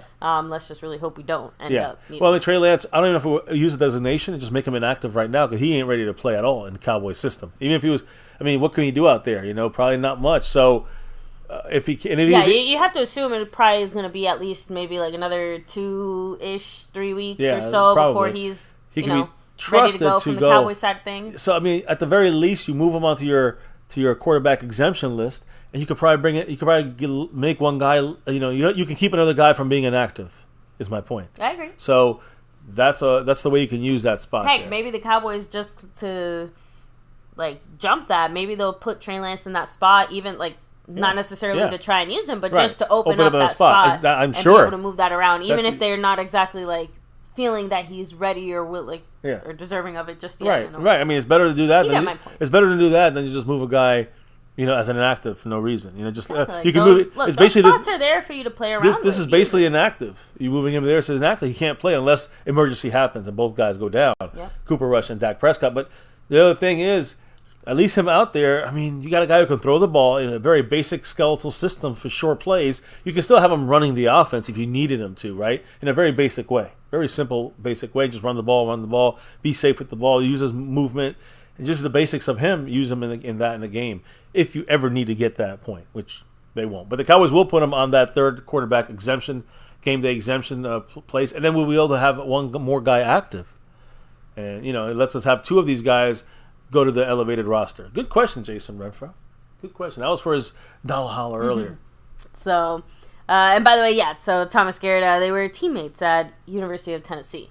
Played some Fanta and Jalen Hyatt. Yep. So, yesterday we talked about the offense. Trapper, appreciate you. Yeah, we'll definitely see you week 2. Yeah, Jets. He's a Jets fan. Oh, so no, cracking me up. So, skeptical fan, yes, guys, drop them if you got them. Ooh. Show those Vagiants what's what. Speaking of, perfect timing, my guy. It is time to talk about the Giants sucking. Well, let's talk about their defense here. How about that, guys?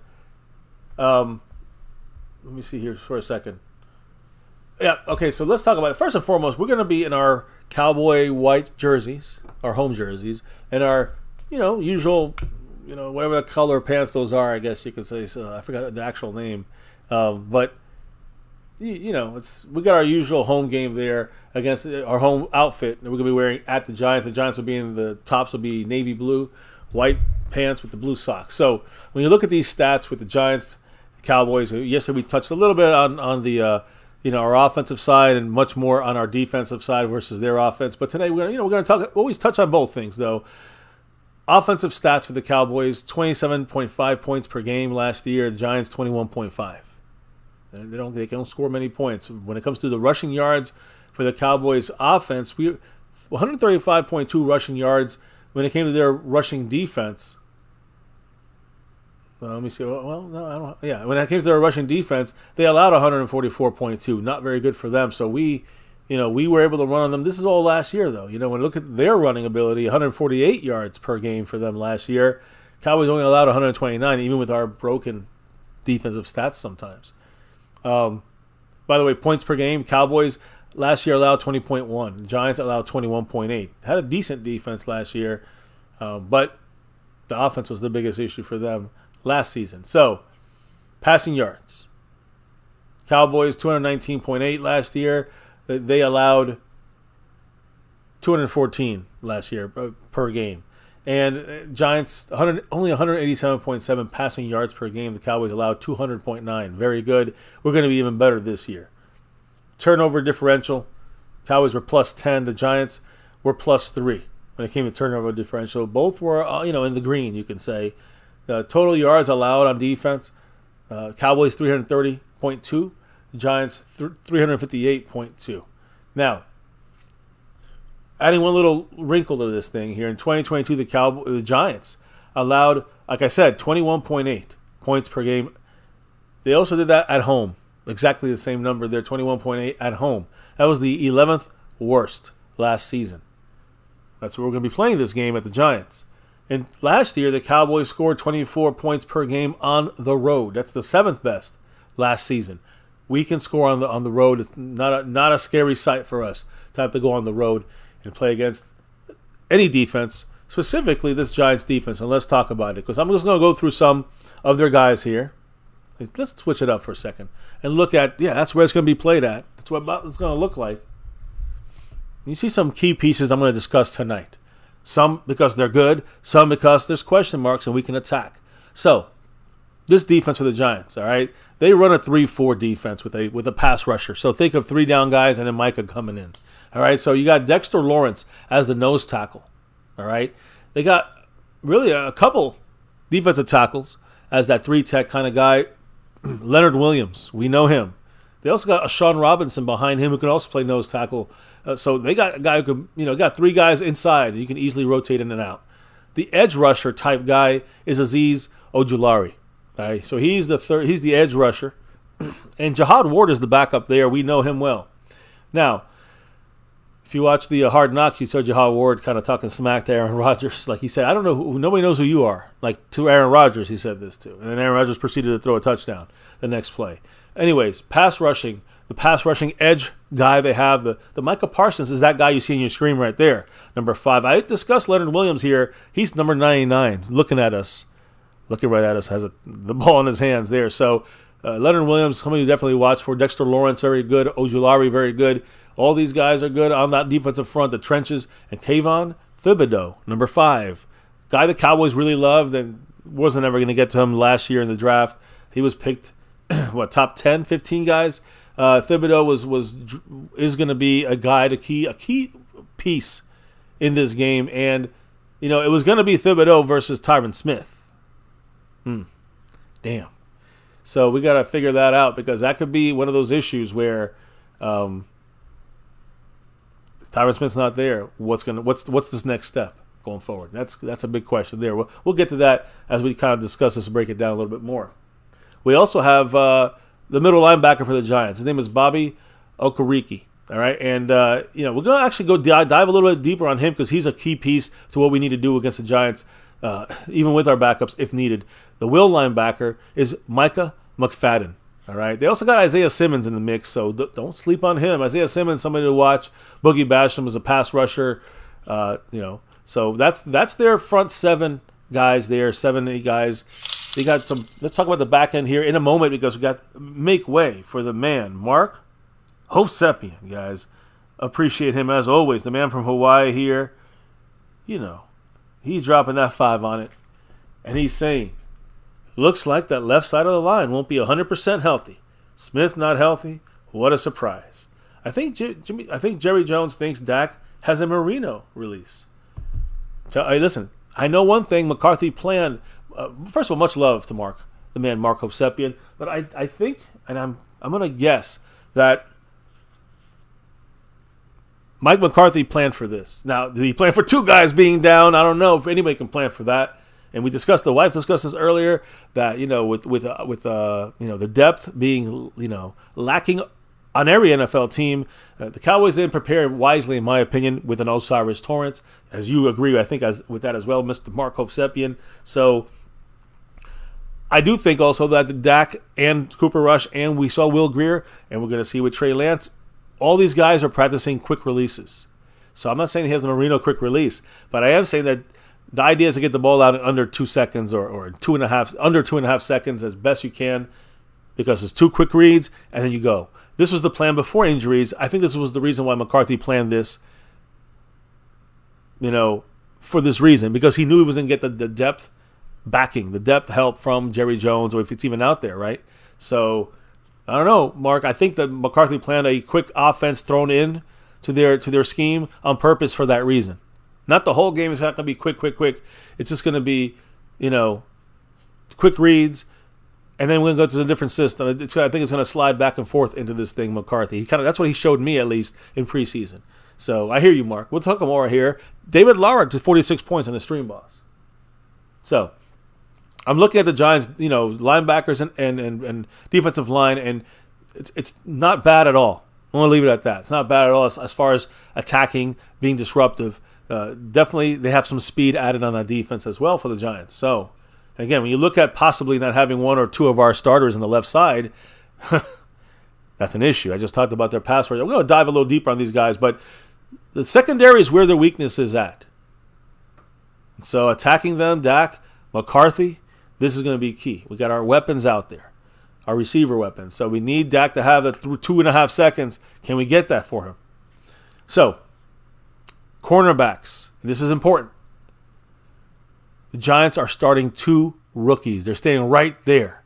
Number 36, Deonte Banks, and he's the first rounder. He's the better guy there. And Trey Hawkins, he beat out Nick McLeod and Cordell Flott for that left cornerback spot. So Trey Hawkins, 37, the key to attack, baby. And I'll get into this a little more because their slot nickel cornerback is Adoree Jackson, number 22. And he's a guy, again, they got another guy that's good behind him, Darnay Holmes, but Adoree Jackson is their best cover guy. He'll be on CD when CD's in the slot, and he'll be covering Brandon Cooks was in the slot. Adoree Jackson's a good corner, but then who does the other guys cover? The rookies, 36 and 37, especially 37. On Gallup, all right? Gallup's the guy, the matchup you want to kind of target here. If you're Dak Prescott, specifically, not even Dak Prescott, if you're Mike McCarthy, that's what you want to target there. Safeties, Jason Pinnock. At strong safety, free safety, Xavier McKinney from Alabama. We always liked him when he was coming out from the draft. And Dane Belton and Javarius Owens as backups there. So that's the Giants team in a nutshell. Mark Hovsepian dropping that 5 on it. Just like that. Boom. The man is moving up the board. And Mark said, Connor McGovern isn't worth $7 million a year. He plays guard and center. No, they paid him. I think they paid him $8 million. Connor McGovern. They gave him. If you're talking about the guy from that went to the Bills, right? Connor McGovern went to the Bills, getting $8 million for 3 years. So $24 million is what he's getting. But I get what you're saying. He said he plays guard and center. Our second round tight end is third in depth. Yep, he dropped to third because he didn't get the chances because of that foot. Who was the reason why we didn't get Darnell Washington? Which I said, let's bring him in here. But no, they said he was injured. Well, I guess Luke Schoonmaker was the guy that was injured, right? And he said quick throw is a cop-out. Why doesn't every team do that? No, here's the thing, Mark. I want to make sure I explain. I don't think Dak's going to be like, or not Dak, but the offense is going to be just quick throw every single time. I think there'll be times where there'll be a play that's going to be called that has that mixed into the scheme itself, that they're going to have built in basically, a quick read play. Let's say 1 every 3 plays. You hear me? That's what I'm trying to say. Like 1 every 3, 1 every 4, maybe 2 out of 3. You know what I'm saying? Like the Cowboys going to mix it into their scheme. They're going to pepper it with that in their scheme. And I think it's going to come down to some of the looks and reads pre-snap, which Dak is great at. Got to give him that. And I think that's where it's going to work. That's where you're going to see Dak pre-snap reads and then doing those either the quick slants or the quick outs, the quick reads and then break pocket if they're not open, or sticking with the play, which whatever it was, right? So I think it comes down to the way the defense is going to be kind of posted up and playing us, defending us, and Dak has got to do the pre-reads properly. He's done usually a good job on that. So we'll see how that ends up being when it comes to game day in this new scheme, this new McCarthy offense. Much love, Mark. David Lauer, 41 points, still hanging on, but for how long? Oh, shit. And there it is, 36 now from Mr. Lara. That's Mark H. drops another 5 on it. And that's the first words I see already. He says, it's the clown show. Top wide receivers, good depth at tight end, solid quarterback, no depth on O-line, injury concerns, and old age basically on offensive line. So what's Jerry Jones do? He gets Luke Schoonmaker. And I think that's a Mike McCarthy pick. He said that's the third on the depth chart. Damn it. Now, I do think, Mark, that starts off. I think it's only like this for like the first couple of weeks. Let me just put it that way. It makes sense, though. Hendershot's here a whole year. He's probably a little bit more in front of Schoonmaker. I think Schoonmaker is really the second guy.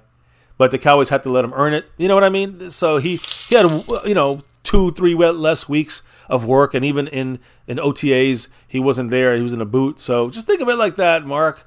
And I think in a couple of weeks, you'll be number 2 on the depth chart. Mark, another 2, by the way. Another J-Lu 2. We just talked about him earlier. Looking good to play this weekend. What did Mark say? He said Connor from Miami is doing well. And Jerry Jones liked Farniok. Yeah. Let one guy go and kept Farniok. Farniok's on the street now. And I don't think anyone picked him up. We didn't. Not even in our practice squad. He was a starter last year. And now Farniok's a practice squatter. I mean, not even a practice squatter. And not just for us, but in the NFL. Now, Connor Williams is the one you're talking about that went to Miami. Listen, he was one of the top centers. Cowboys couldn't get the center stuff work. Was it Philbin's fault? Probably. Which is then in turn McCarthy's fault for hiring his buddy instead of the best guy for the job, right? McCarthy has some blame here. Don't get me wrong, Mark. But I do think that I hear you. I definitely agree and hear you, Mr. I say Hawaii Mark in the house. Appreciate you, brother.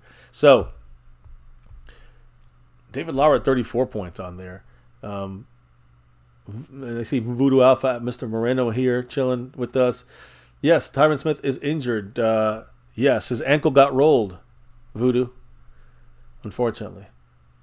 So appreciate you guys. Let me see. He says Tin Lincom. Is that what you said? I see Seafoam. There you go, Little Dallas Cowboys. Thank you for reminding me. The Seafoam pants. F the Giants, Bruce. You know it. Drop your emojis, by the way. If you're in the membership in any level, you can drop them emojis. Now, you see the Giants there trying to take over the stadium. It ain't happening. It says tiny. I know we're going to go there. I know they're not playing us at the scene of the crime here, but we're getting ready. They think they're going to just, embarrass us in any way. No, it's not going to happen. Far from it. I hear a lot of people doubting the Cowboys right now, saying that are picking the Giants in a major way this weekend. And I'm just like, all right, I don't have to talk shit. I don't have to say anything about it. We'll see it when it happens, brothers and sisters. Trust me on this. And I think that defense is ready. But how's their defense doing? Here's what I think. When it comes to the Giants, let's talk about a couple players specifically. They made big waves around the league under Brian Daboll. Great start for his Giants career there last year as a rookie coach. Tough, gritty team for the Giants last year. Took it again. They went further by winning a playoff game. They weren't expected to make the playoffs, right? So, they won a game on the road against Minnesota. They lost to the Eagles in the next round. Do they continue to build from that? Like we're trying to build 12-5, wild card round lost there. 12-5 divisional round lost there. So can we get to that conference championship and keep it going?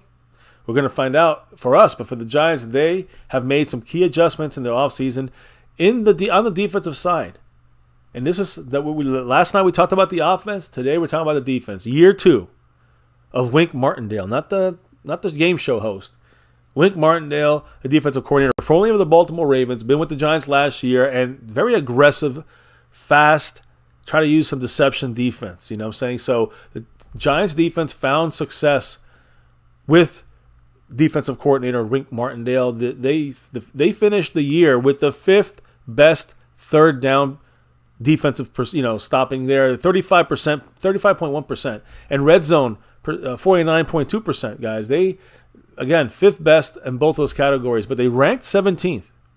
Hey, whoa, scared there. It made me jump. There, Mr. Burn Bar in the house, named me Blue Crew. He said, hey, yo, got my cap yesterday. It's fire. Skeptical fan, good looking out. My boy and MCW for making it happen. I can rock it Sunday night. Dallas Cowboys for life. Hell yeah, Burn Bar. Appreciate that comment in the update. And yes, love the fact that you received it. Much extra special love. The Skeptical fan, the man kind of running the family portion of the show here, kicking off the gifting memberships for 3 months. The raffle we have with the Navy Blue crew for a lot of the mostly gifted memberships that were given out by him and Jason Renfro, of course, now kind of picking up the mantle there Much love to those guys, the extra love given to the channel, and you guys helping it out as well. Much love, Burn. Appreciate you rocking that star for everything here with the family. Go Cowboys. And go Cowboys. Marco Sapien with a $2 holler. J. Lou 2 in the house, and he said San Francisco, Dallas, and Philly. Whoever has the least injuries goes to the Super Bowl. Hell yeah. You know, I'm not gonna say that the Lions can't do it. They beat the Chiefs tonight, and they look pretty solid across the board. They have weaknesses that the Cowboys will definitely exploit, and our defense makes things a little different for a lot of teams. So I agree 1,000% with Mark. If we can stay the most healthy, although it's not starting off too good, if we can stay the most healthy and get good for the playoffs, if we build throughout the year, yeah. Oh, yeah. We rep that NFC and hopefully the NFL when it's all over with and get that 6 baby beyond. We'll cry and we'll love it and we'll fly to freaking Dallas and we're going to party with the family in the parade. The wife will have her, somewhere, someday that day or the next day, whatever, she'll be having her cheerleader outfit on and we're going to be celebrating that 6 and beyond here, MCF style. So anyways, much love, Mark. Much love, Burn Bar. Much love, everybody here hanging with us tonight, specifically Dwayne Broussard, Lincoln Kane, and the membership side. Skeptical Fan gifting a membership. Jason Renfro dropping some love. Calvin Richard as well. Marco Sepien. Go Cowboys. David Lauer, 31 points right now on that board. And right now, Cash App seems to be having an issue. So you guys can drop it here. You guys can go through PayPal, other ways if you want to drop the love and give a comment through there. And of course, if you want to save it for another question or later on, we'll talk about it. If you drop it off stream, we'll of course talk about it with your question or comment when we kick it off tomorrow night here on Fan Friday. So anyways, guys, the Giants right now, when it comes to their struggles in the NFC East, to me that was a lot to do with their run defense. Now, they've improved that interior defense for them, for a lot. In this offseason, drafting some guys, but specifically, they've really shored up that defensive front. And I think their bigger weakness would be maybe in the secondary and, of course, the run-stopping ability when it comes from their linebackers. But that was the biggest issue last year, guys, especially against the NFC East, stopping the run.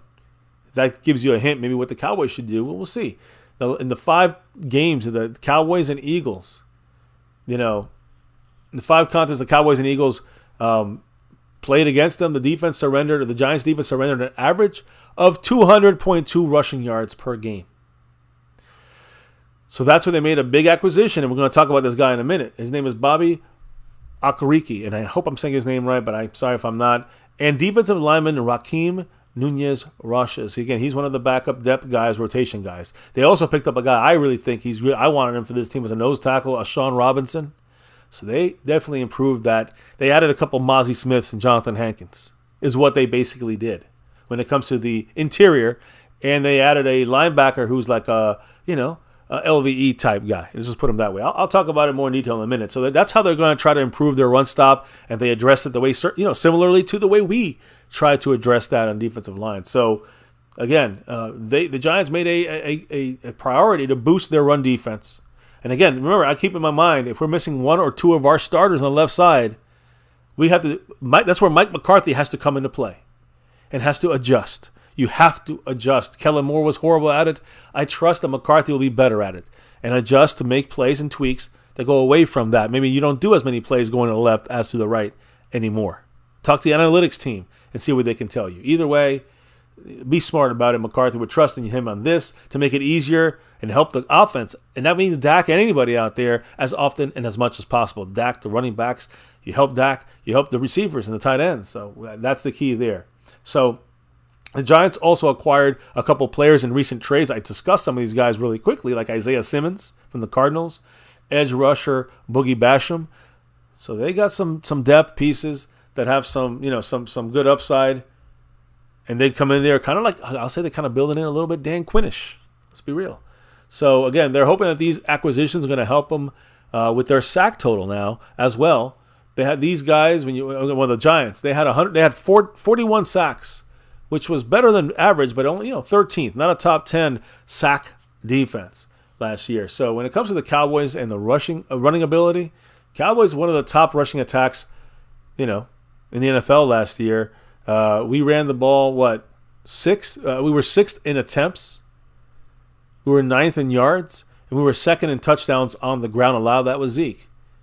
Don't have Zeke this year. So again, despite the hype that surrounds this matchup and division rivals and the whole thing, Dexter Lawrence, one of the interior guys in there, and plays next to the Thibodeau and others, said that the Giants are locked in and ready for this game. So bring it on.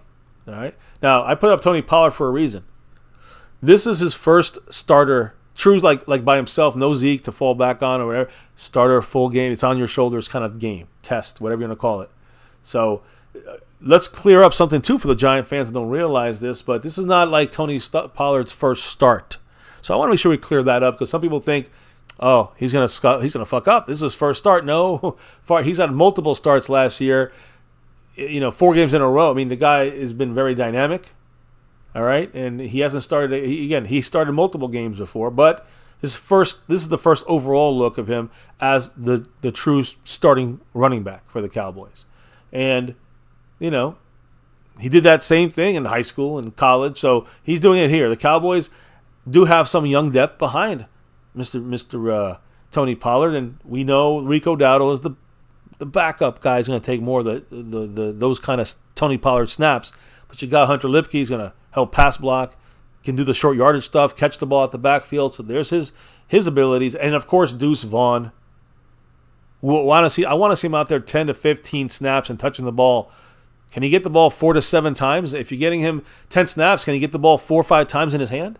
Because I think that's going to get yardage. That's yardage you don't want to leave, on the side of the table. You don't want to leave that and leave it behind. You want to make sure you put that. If you get Deuce Vaughn and get 50 yards, I don't know where that puts you on the field. You get those fucking 50 yards on those 4 or 5 attempts to him. So that means That means you don't go 10 times in 10 attempts. He's there 10 plays and you give him the ball every time. I'm not saying that. I'm saying you give him 10 snaps, a full drive. You get that ball in his hands on the ground or in the air 4 times. Give me 4 times. You get 40, 50 yards from him. That's a field goal. That's maybe more. That's maybe a touchdown, baby. So you know what I'm talking about, right? That's how you use Deuce Vaughn on 2 drives in the game. That's how you use Hunter Lipke occasionally throughout a game when you get to the red zone or something like this. Someone versatile like that. You could throw in there a couple running backs if you want to. You can rest Mr. Deuce Vaughn. I mean, Tony Pollard if you needed to or if you wanted to, right? So to me, Pollard's going to have to show what he can do in short yardage because he's going to be utilized in some more short yardage than he's used to. And that's the only thing I would say, even more than people say, is his pass blocking. Nah. He was second best in the NFL last year in pass blocking. I think when you look at pass blocking as a running back, let me make that clear. Zeke was like 20-something, and he was second in the NFL, Tony Pollard. The only thing he's lacking on would be the short yardage, goal line kind of stuff. Where he was stuck multiple times, Zeke was not. So let's see what happens with that matchup there. That's an important matchup. These linebackers versus the running backs, and you can say linebackers, the guys like interior linebacker Bobby Okereke. All right, again, this is one of their big offseason additions, and this is a linebacker, a run stopper, Bobby Okereke. I can't say his name. Okereke. I can't say it. Anyways, he's over the last 2 years he's played with the Colts, guys, and Okereke, he registered a total of 283 tackles in the last 2 years. Okay, he's played in every single game. He's impactful. And you can see it, guys. He racked up, a career-high 17 total tackles against the Giants Week 17 last year. The Giants were, obviously, in need of a linebacker that could stop the run. That's what they got with him. And he also has speed. So they added speed and a run-stopping linebacker. Very important for the Giants in what they were looking to improve on with that issue with run stop. So he was a similar acquisition to like Darren Waller on offense for them. Voted a team captain in his first year with the Giants, both of those guys. So McCarthy made no secret that the Cowboys want to run the ball. Now, again, we know about that one quote. I think the Cowboys are going to try to run, quote unquote, run the ball also by throwing the ball a little bit to the running backs and tight ends. But last year we ranked in 6th in attempts with Kellen Moore. It's different this year, right? 9th in yards, 2nd in touchdowns, like I said last year. And we had Cowboys had a total of 345 yards in the 2 games against the Giants last season. I'm not saying we should abandon the run, definitely not. But I think that you definitely use the run here, and you're going to see a lot of Tony Pollard in this game, in my opinion. So Ariki was brought in to help anchor the middle of the defense. Number one job was not pass coverage as much as it is stopping the run, and that's going to be it's going to be a challenging first test unless we have a weakness on the left side.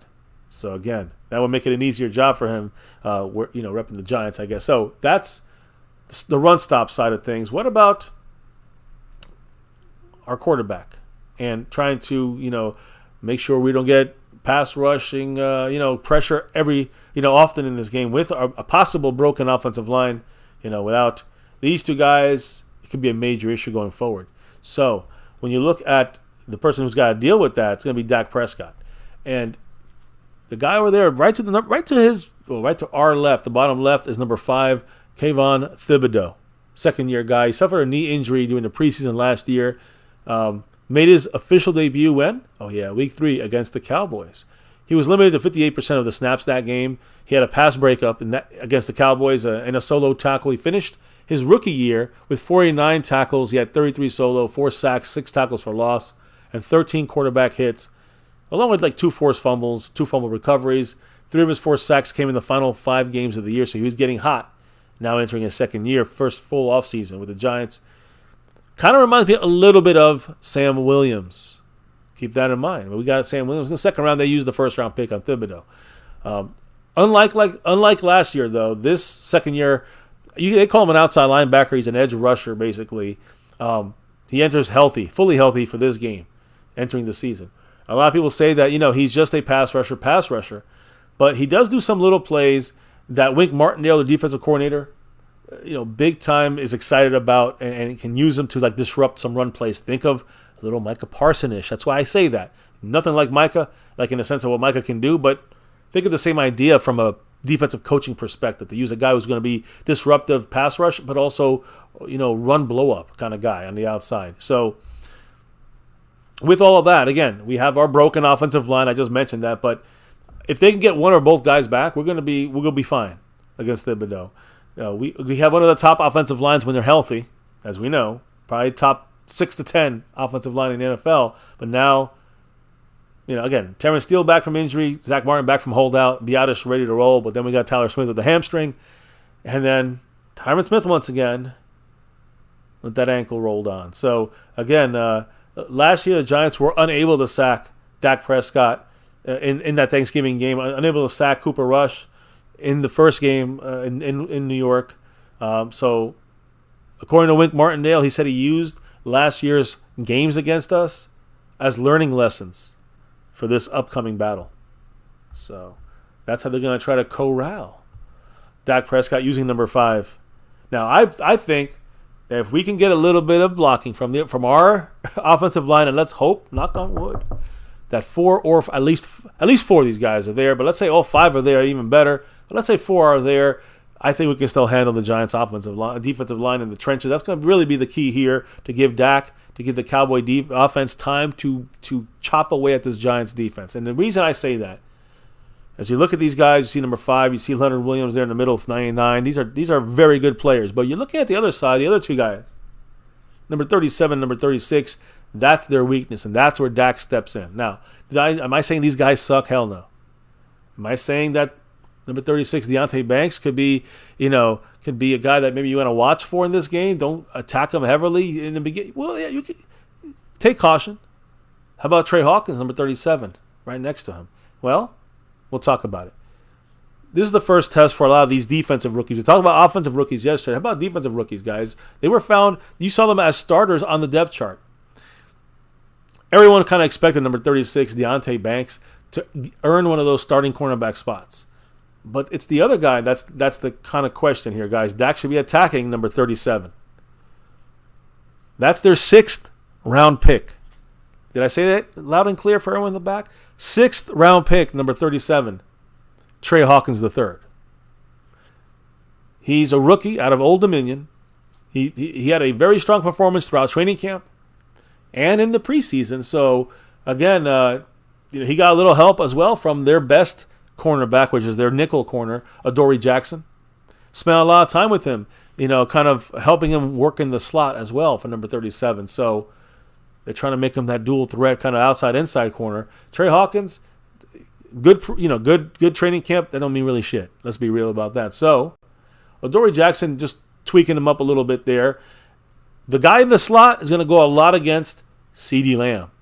So if they put 37 Trey Hawkins at third, a rookie on CeeDee Lamb, it's going to be difficulty for Trey Hawkins. And, they're going to put, if they put Adoree Jackson on CeeDee Lamb in the slot, Brandon Cooks on the outside, Michael Gallup on the outside. These two guys have to face those two guys. Michael Gallup, Brandon Cooks. You think they can handle that? Me neither. I don't think they can. So, look, it's going to be interesting to see what happens because they're going to have to be covering Brandon Cooks and Michael Gallup. And that, to me, is the big weakness there. It's a big test for the Giants' defensive backfield. And CeeDee Lamb will play on the outside, too. What happens when you have Brandon Cooks in the slot and Gallup on the outside? I mean, CeeDee Lamb's going to cook some of these guys. So is Brandon Cooks. He could cook someone like Adoree Jackson time per time in the slot. So we're good, guys. We know how to attack this Giant team. It shouldn't be a big guessing game here. The Giants, they are using their best cornerback in a larger role this year, Adoree Jackson, primarily not just to play slot. He can play the nickel spot, but he can play all over the field. That's what they're going to try to do, specifically the slot position. They want to get him in there a lot more often. A lot of number one receivers line up all over the field, and that is partially why Adoree Jackson is expanding his game to cover those kind of guys in one-on-one. I do think we could take advantage of him if we get him out of his comfort zone, even if he's feeling more comfortable playing all over the field. Catch him on one of the spots he's not too comfortable with Brandon Cooks, Gallup, or CeeDee Lamb. I think we could hurt him that way, but we also can hurt their two other starting rookie cornerbacks, first rounder and sixth rounders. And I think we can go and attack them as well with our arsenal of receivers. I want to know what you guys think in a minute. But this is one of their weakest points, and this is one of the parts. I want to attack the Giants' cornerbacks, especially the number 37 and number 36. So Adoree Jackson's the guy you got to watch for, number 22. He'll be all over the field, probably mainly on CeeDee Lamb. I'm assuming the Giants are trying to match with CeeDee Lamb and trying to take him out the game using Adoree Jackson, who, again, came off a 107-catch season last year at CeeDee Lamb, all-pro selection, of course. So, I think there's going to be a huge test for Adoree Jackson, who could win some battles against CeeDee Lamb. I'm not saying he's not. The pressure is on these two rookies, number 37, Trey Hawkins, the third, and number 36, Deonte Banks, first-rounder pick there. But Trey Hawkins is a sixth-rounder. Attack number 37, Dak, Gallup, Cooks, CD, whoever he's covering that play. That's one of those things McCarthy guys say, okay, that's on the Dak I want you looking at. You see one-on-one coverage of 37 and CD out on the outside or Brandon Cooks, call this play and do this, throw it here. That's what the way you have to attack this Giants defense. Look where the safeties are. If you see a one-on-one, hit them where it hurts. You can beat these guys, yes. They might win a couple of battles as well. Not nearly as many as Adoree Jackson will, and not nearly as many as the Giants are going to want them to win. When you're going up against some stud talent like CeeDee Lamb, Brandon Cooks, and Michael Gallup. So that's where their weakness to me lies. Outside of Adoree Jackson, that's where the Giants are going to have some struggles. So we talked about the offense in great detail last night. Tonight we talked about the defense in great detail. I'm here to have a couple of last comments with you guys, the family, and then clock on out of here, guys, on My Cowboys Family. Another hour and a half plus, right? I mean, the wife had to go to get up early, guys. We do have a very busy schedule, so I apologize for the late starts and, at times longer streams. But we try to do our thing here and appreciate everybody here dropping the knowledge, the love, and all of the above. So let's take a look at you guys here. Brian said, how's Mozzie going to do? I really like what Mozzie's going to be able to bring to the table in the sense of, taking on double teams and letting the linebackers get clean and free to be able to cover the gaps and make the tackles against the run. That's going to be the usage of a Mozzie Smith. That's why we got Hankins and Smith back in there. Lost in translation, Mozzie's going to be quiet. Exactly. Because the guys around him are going to shine. Dallas Knight, that Cowboy 92, said, that's a good one from Jason Renfro. Let me see. Can you smell what Dak got cooking? Let's go. We should run the ball, so Lost in translation. We should, but also the Cowboys run. I think they're going to run, and they're going to do some first down quick throws to the running backs. So that's, I think a combination. Yep, Lost in translation said, don't have to look over his shoulder, Pollard, at Zeke. Deuce gets better as he goes. I think the Cowboys use him in the right times. That's the key there. Getting money. He said, late night, excited for Sunday. Hell yes, we are too. No fantasy this year, guys. I'm taking a break from that, trying to focus on the MCF channel, of course, but also the other things that we got to do around us and other changes of schedules and things like this. So we got a lot of things balancing around here in the background. You couldn't get CD Lamb. Rolando said, hey, did you see the game tonight? Drop ball. Yep. Again, Darius Toney messed up a pick six for Mahomes. And, I don't blame Mahomes for that. I blame Kadarius Toney. But if that's Dak throwing that interception, it's like, well, why couldn't Dak put that better? It's always an excuse. Why hit Noah Brown in the hands, but Dak shouldn't have put it better. Why would you blame Dak when it should have been caught? And the same thing goes with Kadarius. But you won't hear that. It'll be for Mahomes. It'll be, again, he did win the Super Bowls, so he's got 2 of them. But it's going to be with Mahomes. Well, it's all on Toney, which it is all on Toney. I hear you. Play a clean game. We win the game. Exactly. Getting money. Can we get 5 takeaways? That's the hope. Scorpio dropping the Giants, the Tiny, the you-know-what, and the NY, and the trash. Appreciate you guys. Skeptical said, I think Dexter Lawrence will attack mostly left tackle. So you might see him doing left tackle. You might see some switching around stuff, and Thibodeau coming at left tackle or right side as well. Our right tackle, Terrence Steele. We'll see what happens. One of them is going to get stuck because they got Zach Martin, Terrence Steele. So they're going to be stopped there. Some of the inside guys on the right side will have better protection there. So we'll see if the Cowboys bring an extra tight end to help that side. Hunter Lipke a little bit more on the left side to help pick up blocks, blitzes and help on the left side blocking. We'll see. We'll see what happens. Burn Bar in the house dropping the Giants. Dropping them hard and fast. Mr. Moreno here, Mr. Voodoo Alpha. Week 1 strategy, offensive line should be lots of plays that make the Giants D-line run sideline to sideline. Exactly. Not great shape early in the season, right? Hit them deep when they're gassed. Exactly, Mr. Voodoo Alpha. Thank you, Byrne, for dropping all the things to talk about here when it comes to the channel itself. Dallas Cowboy 92, Burn Bar, Scorpio, Mark Hovsepian dropping the love in the house. I'm going to fix the board. I know he's moved up for sure. Let's see. We got Azteca Aguilar here. Much love to him, Mr. Azteca Aguilar 04. Thomas Garrett, the superior Garrett. Jason Renfro, he's here with us.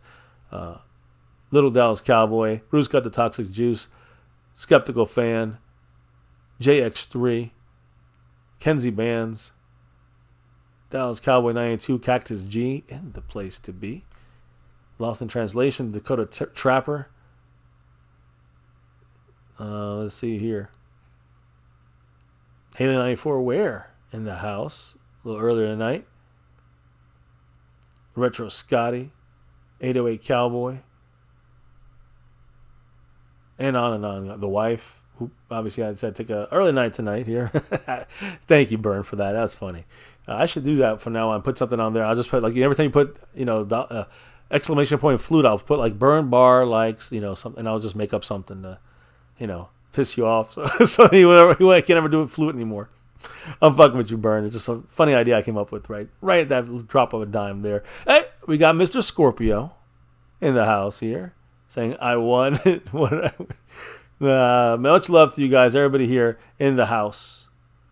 Hitting that like, hitting subscribe, hitting that notification bell, and let me get these damn fucking Giants off my screen. Don't like the Giants. Don't like to look at them. To me, growing up, guys, in New York, I did go to my share of Giant games when the Cowboys played the Giants. I went to those games with my dad when I was young, right? And I remember seeing the greats out there. Danny White. I say the greats. I'm trying to go through the quarterback, running back, receivers. Danny White, Tony Dorsett. We had Drew Pearson, Tony Hill, and many others on the offensive line, and tight ends, Doug Crosby and others. I know on defense, Ed Tuttle Jones, Randy White, Harvey Martin, and I don't remember the second. It's funny. I don't remember the secondary as much. I think Hollywood Henderson was there with us when I was there. Man, there was so many legends that I didn't know how important it was to see at the time when I was out there watching it. So, man, it just I know the feeling it is to go to MetLife. Well, not MetLife Stadium, but the Giant Stadium in the Jersey side of things. And I don't know how it looks now or how it is now, but I'll tell you one thing. We got when I was young, we won most of those games when I went to them. it's time to do it again and continue the streak we got going with Dak Prescott at quarterback. And let's show who's best. Let's make sure we show them and let's prove me right on this one. Giants suck. And go Cowboys. Thank you all in the house, guys. Hitting that like, subbing it up, all the good things here. Again, much love to the sponsor of the week. You know who he is. It's Jason Renfro, sponsor of the week. Kicking off a new streak, we'll see. Cash App King, Snug X. You know why he's here. Much love to him. The leader right now in the Cash App, skeptical fan, always staying skeptical. David Lauer, 31 points on the stream boss, hanging on to that still. For I think 3-4 days already. Much love there. And when it comes to the current overall leader, still, I'm pretty sure it's still skeptical fan. Let me take a look here. Oh, I'm just checking for this right now. Mr. MyCowboysFamily dropping another $1-2 holler. He said Thurman's Thieves. It's right, Dennis Thurman. In the backfield, Everson Walls, of course. How can I forget him? So, Bill Bates. I remember, yes, Mark. I've seen them all, and in Giant Stadium. Never in Dallas, never in Texas Stadium. We live in Jersey, in New York. So, Mark, let me see here. Real quick. You are now, I think, just jumped right behind Jason Renfro on the board, and I'll update that in a minute. I always like to keep my stuff I don't know, call me crazy, but I like to keep my stuff updated. Even if it's an extra couple of minutes lost in the stream, I'll do it live here. And I'll talk always about the Cowboys to here, now, and forever. Navy blue, silver, and blue. Give me a minute here, guys. I'm fixing the board as I do. Right behind Jason Renfro, it is Marco Sepien in 6th place on this board. Much love, Mark. Appreciate you. And I think that Jason's still a 5th, I think. I'll make sure I go through and fix everything. If I'm off, I'll fix it. If any of your cash apps drop through, guys, I'll definitely update that as well. Make sure we got Calvin here in the house, who's picking it up here at 12th place. It's all good. It's still Roger the Dodger there, right? Captain America. Brandon James Shea's in the house. Go Cowboys. He lives in Jersey, too, so he knows. He knows that feeling. Get to that game, brother. You guys are awesome. Skeptical fan, good night, brother. Drop them if you got them and the emojis. I can say it's all pro Cowboys and negative everyone else. This week specifically, just like Skeptical fan did, make sure you guys throw down all your anti-Giant stuff as we get ready to kick this thing off for the ending. I did not forget the gifting memberships right now. Much love to Jason Renfro, 5 on it. He wants that 6 and beyond, and right now he's in 2nd place this week. With Skeptical Fan with 2, Jason Renfro with 3, and De Lunatic going crazy with 5 on it. That's the lead right now. I appreciate everybody once again on all boards. Everybody here in the chat all night long. Another shout out to those that dropped the love. Dwayne Broussard, Lincoln Kane in the star level membership, Jason Renfro, Skeptical Fan, Calvin Richard, and of course Mark Hovsepi and everybody. Thank you guys. David Lara, by the way, now to 29. CJ Goodwin points, and the wife already sleeping. We'll be back on it tomorrow with Fan Friday. Talk about some of these matchups in depth. A couple of very important matchups tomorrow. We're going to break it down. We want to know what you think, so join us for this tomorrow. And, of course, Saturday, I'm going to tell you right now, we got a special guest planned for Saturday. An interview we're going to probably have tomorrow done, but we're going to have to put it on the show here. We're going to bring it to you guys for the big, Giants collab, I guess you can say here. Kind of break down a couple things about our enemy and see what they really got from their perspective, from the Giants fans' perspective. So you definitely want to tune in on Saturday night, the eve of our first game. Of course, Sunday we get the cameras on, lights, camera, action, and it is game day, game night, and we'll be live for that game reaction. You know how it goes here. You know how we do this. Thank you all again for joining us. Hit that like, subscribe, notification bell. If you haven't done that, do that right now. Drop them if you got them. And as the wife, I always ask her, but, I'm going to tell you tonight why we do this on the nightly. It's about that navy blue, silver, too, and that star over everything. Win, lose, or draw, good, bad, or ugly. We might be in pain about our Cowboys losing, but in the end, we still rep that star over everything. And here, my Cowboys family, 6+ years, 7th season and beyond. Guys, thank you for being here. The old family has been here from the beginning, the OGs. And also the new Gs, the newest family members. Thank you for riding this trip with us on YouTube. And, hey, we're on YouTube or not, we're always repping it like this. So, guys, thank you for being here with us again. And never forget, the number one thing here, now and forever, on My Cowboys Family, as always, go Cowboys! Let's get that 6 and beyond. Thank you for dropping your knowledge. Yes, all night long in the chat. Truly appreciate your thoughts on our Cowboys. Thank you for dropping the love from above, gifting and memberships and super chats and cash apps when it works. Thank you guys for the love there on that side of things as well. And as we wrap it up and drop out of here, clock out of here for the night, we're going to relock and reload Fan Friday tomorrow and a matchups discussion with about our opponent with the Giants here and how we match up, how we're going to win this thing, keys to victory. You're going to hear it tomorrow right here on My Cowboys Family. So thank you all for joining us once again. Before we can drop out for the night and clock out officially, before we can get out, as the wife always says, can't drop out of here before we do what? Before we drop the beat. Oh yeah, guys, it is a wrap here on My Cowboys Family. Once again, hit that like if you haven't yet. Subscribe if you're new. Let's keep it growing. We're might be at 28. Can we get to 28K by like Monday, Tuesday or something next week? We're getting close. Thank you all for keeping growing the family, the channel, and keeping it going in the chat. Drops of love from above, memberships. We salute you guys. And remember, here in MCF, we always repping that star over everything. Another Cowboys chat in the books. A lot of question marks on the offensive line with the injuries. Hamstring from Smith. Tyler Smith, number 73.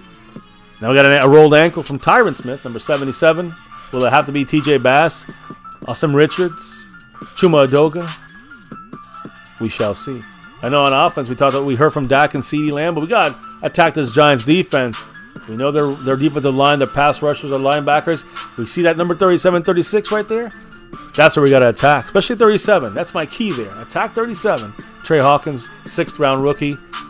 Dak, let's go. Mike McCarthy, let's go. Here on MCF, let's go. It's about that navy blue, silver, and star for everything. Never forget the number one thing right here on My Cowboys Family. Much love to everyone. We'll see you back tomorrow for another one. Have a good night. Stay safe. Peace out. And never, ever, ever, ever, never, ever forget. Go Cowboys!